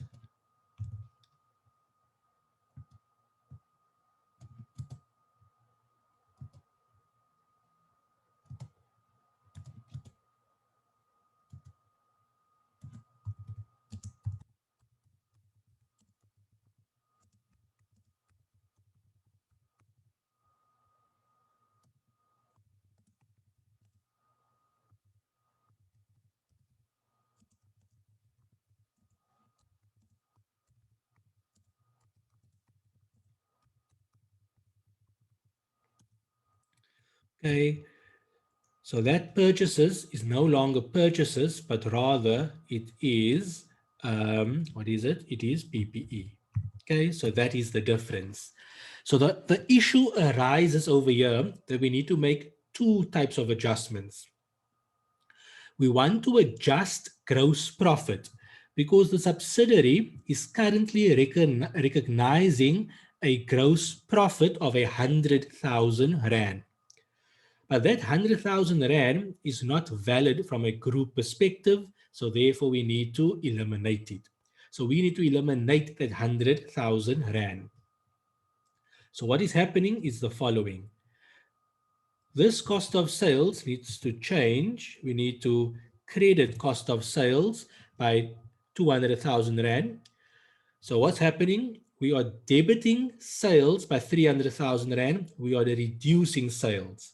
By reducing sales, we are reducing profit.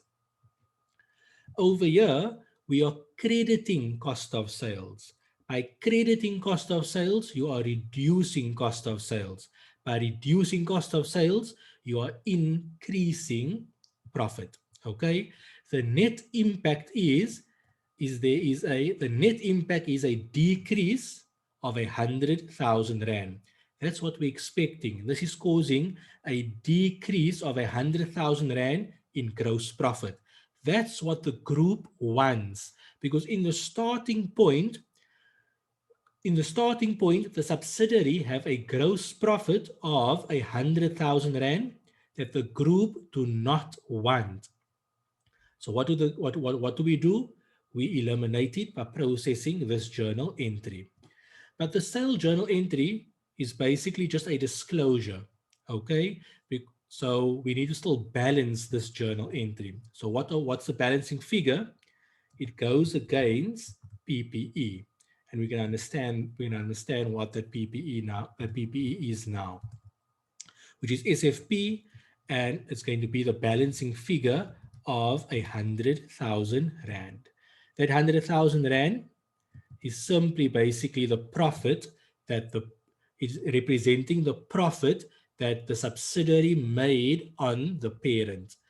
Why are we taking it to PPE? Because the profit is sitting in the asset that the PPE that the parent have, and that asset to the parent is PPE. So the parent's PPE balance is overstated by that profit line item, and that basically brings this journal entry into balance.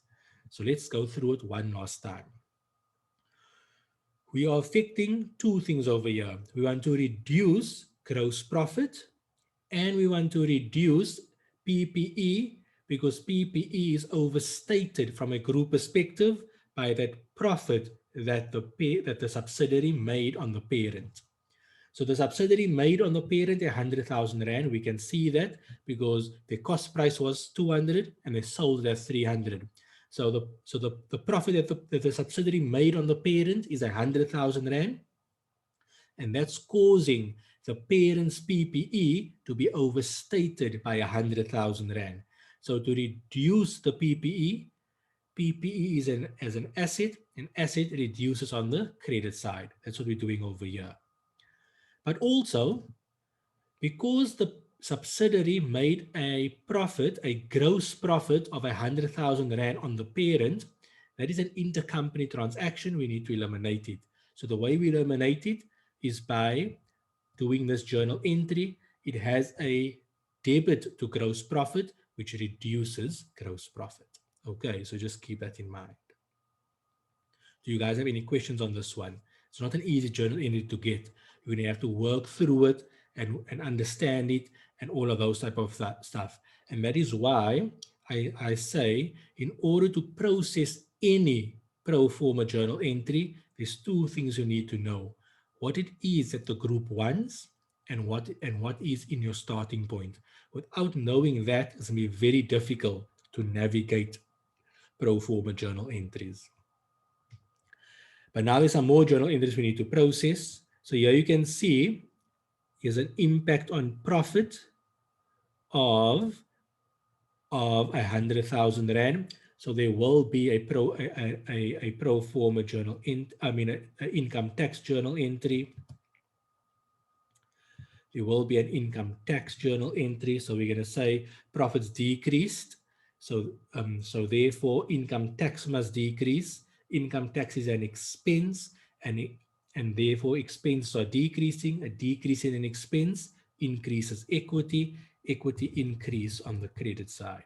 So income tax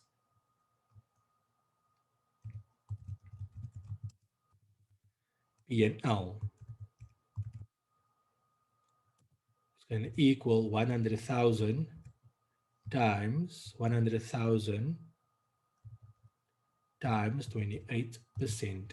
The contra goes to SFP, deferred tax. SFP, which is the same amount.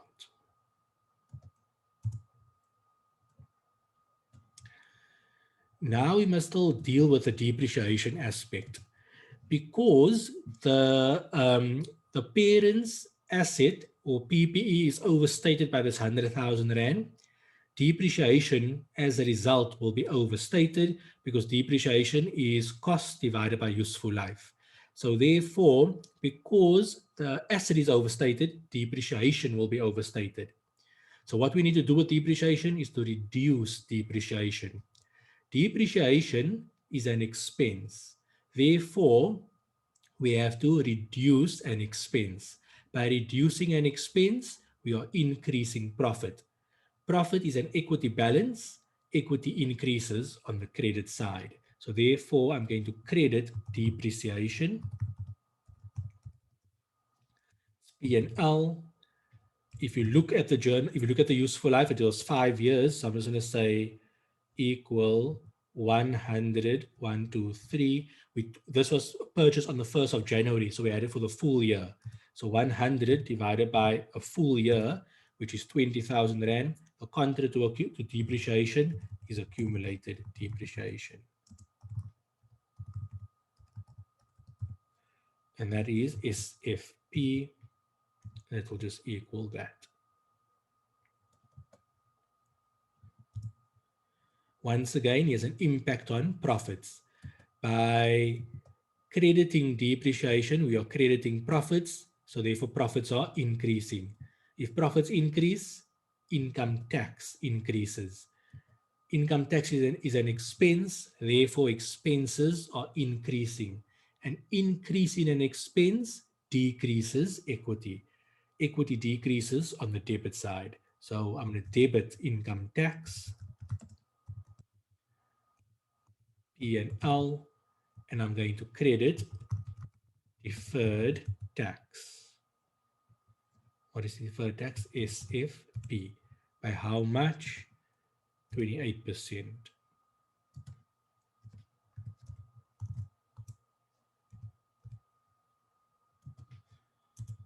Okay, now at this point in time, everything is going through profit or loss. If we don't do a further journal entry, all of this will go to the parent. The question is, must it all go to the parent? Is there an impact on NCI? There will only be an impact on NCI if these adjustments is a transaction that took place that arose in the subsidiary. Because the transaction did arise in the subsidiary, it is the subsidiary that sold to the parent. Therefore, there will be an NCI impact. So we'll do a similar calculation like that of working 4. So what we will do, working 5, we start off with the profit figure. So profit from sub, if I remember correctly, 300,000.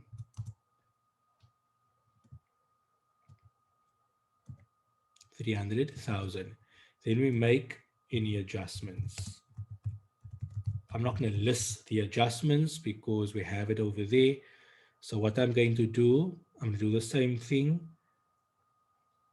All of these transactions impact was as a result of transactions happening in the subsidiary. So I can factor all of them into this calculation. So I'm going to start with the debits, profit, and let's say profit. Okay.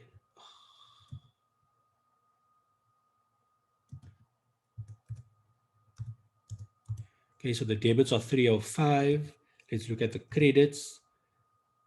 That plus that plus that plus nothing else. Okay.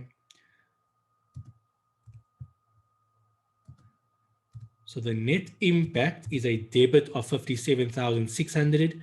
A debit to profit decreases profit. So therefore, this will be equal to negative 57,600.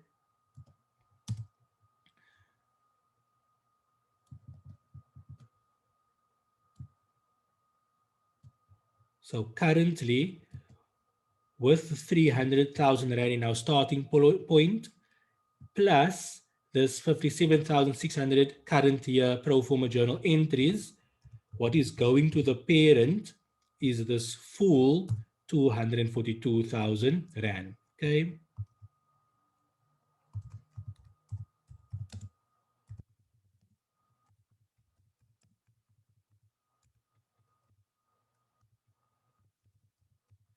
But remember, 100% should not be going to the parent because the parent only have a 75% interest. So therefore, we must give NCI their portion, which is 25%. So we will just say of that 242, 25% must go to NCI. Why are we giving it to NCI? Remember, the starting point of the starting point has nothing for NCI because the starting point is 100% of parent, 100% of subsidiary. The separate trial balances do not have NCI. NCI and goodwill only arise upon consolidation. So therefore, the starting points have nothing for NCI, but the end point wants three numbers for NCI. NCI at acquisition, NCI since acquisition, and NCI current year. And that is why we process NCI journal entries. Another reason, if we don't process NCI journal entries, then that means we're going to say NCI have nothing, which is untrue. NCI do have a something because the parent only have 75%. By leaving it in retained earnings, by leaving it in profit or loss, everything goes to the parent because the profit and loss figure belongs to the parent. The retained earnings figure belongs to the parent, and therefore we need to make the necessary adjustment to correctly give what belongs to the NCI. So therefore we can see based on this, NCI is increasing by 60,600 Rand. NCI is an equity balance. Equity increases on the credit side. So NCI equity, it increased on the credit side, 57,600. Sorry, 60,600. For every credit, there must be a debit. What are we doing? We are taking of the profit and giving to the NCI. So we're reducing profit. Profit reduces on the debit side. So we call this profit. How they actually call it? They call it profit as a result of giving the NCI. That's all the journal entries. I'm assuming it is correct. I mean, we can have a look. You can have a look. And if it is not correct, tell me, but it should be correct. And this is how you do pro forma journal entries. And by knowing pro forma journal entries, you prepare your set of financial statements. And this was done all without an analysis of equity. It is all about thinking starting point, end point, what pro formas I need to process. This process we're going to follow through, even if it's a different question, the same way of thinking we will do when we prepare financial statements. But that's it from my side. Do you have any questions? Actually, let's change the question. Let's change the question. Ashita, what did you think? Give me some feedback. How did you find the question? You can type out. You're probably going to be typing out. Faid, tell me, Salon, how did you find the question?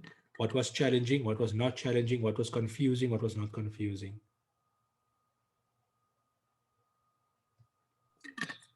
Difficult question. Hey? Difficult question. I lost concentration at the end, but for I'll recap on that.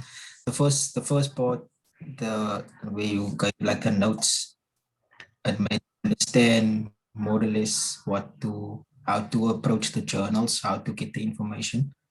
So that is something that I learned from today's lesson. It's just that I lost a bit concentration on the It end, was a bit too long. Okay, Fakir.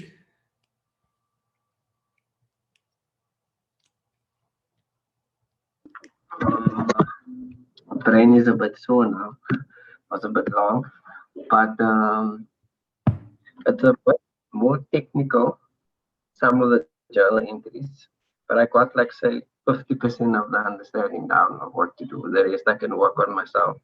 I think maybe the sins acquisition part is that's a bit tricky for me. But yeah, that was good. Yeah. So you have to practice that. One of the best ways to practice is to write a discussion on each of those journal entries by explaining it in words, writing it. That's you're going to become better at it. Any other things? No, that's all. Lerato?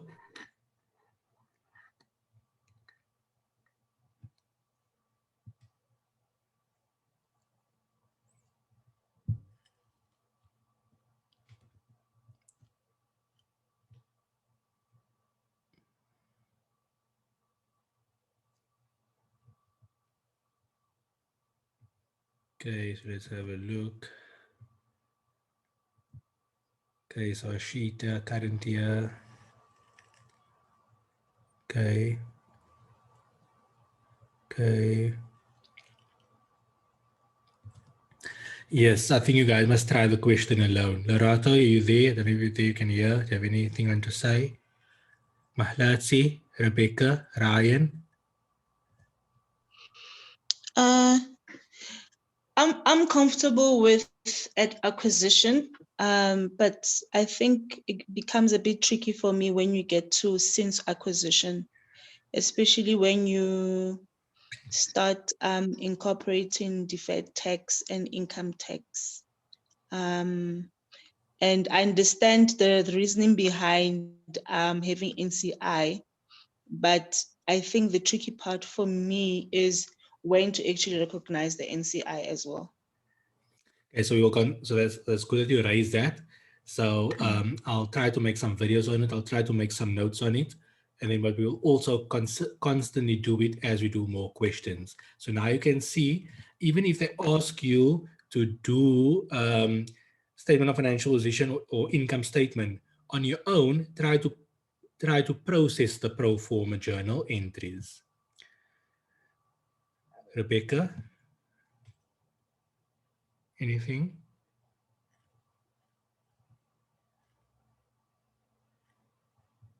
I don't know. Ryan?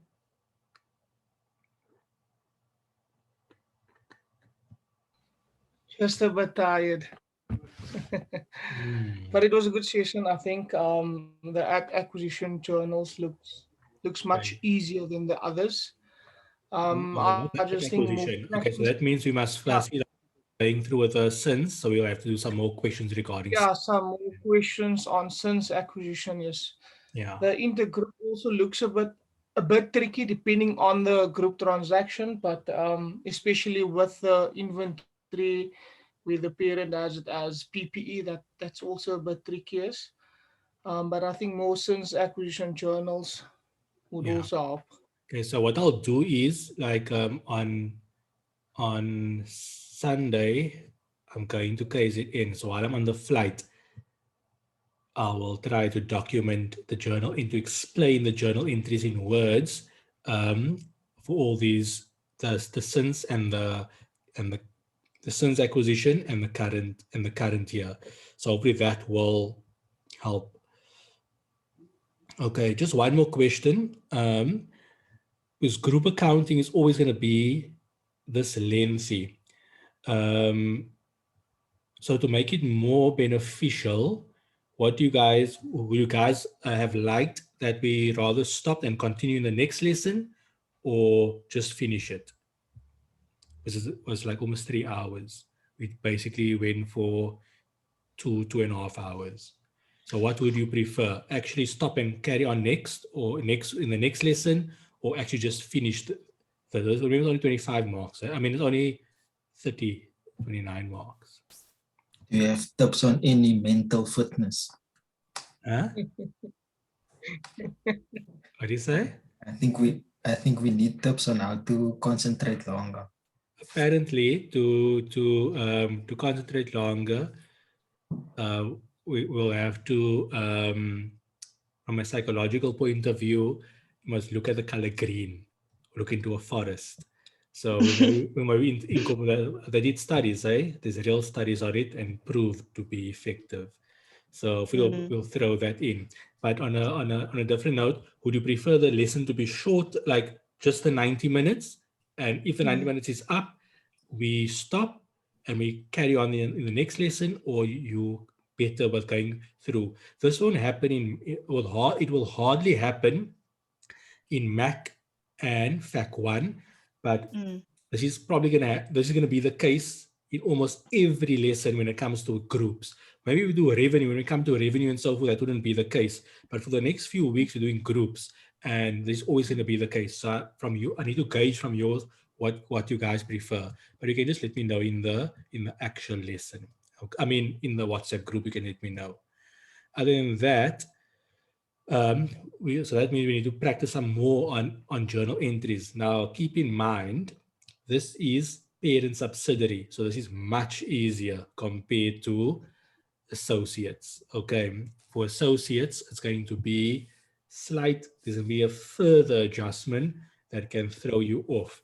So by next week, we're going to cover associates, because you're going to write on it soon. So make sure you kind of go through your journal entries from a subsidiary point of view. Subsidiary, parent, very easy, because you're eliminating 100%. But for an associate, that is not the case. You're going to need to understand your starting point. You need to understand your end point to actually be able to process those entries correctly. But anyway, guys, is there any other thing you want to say? If not, then we're all good.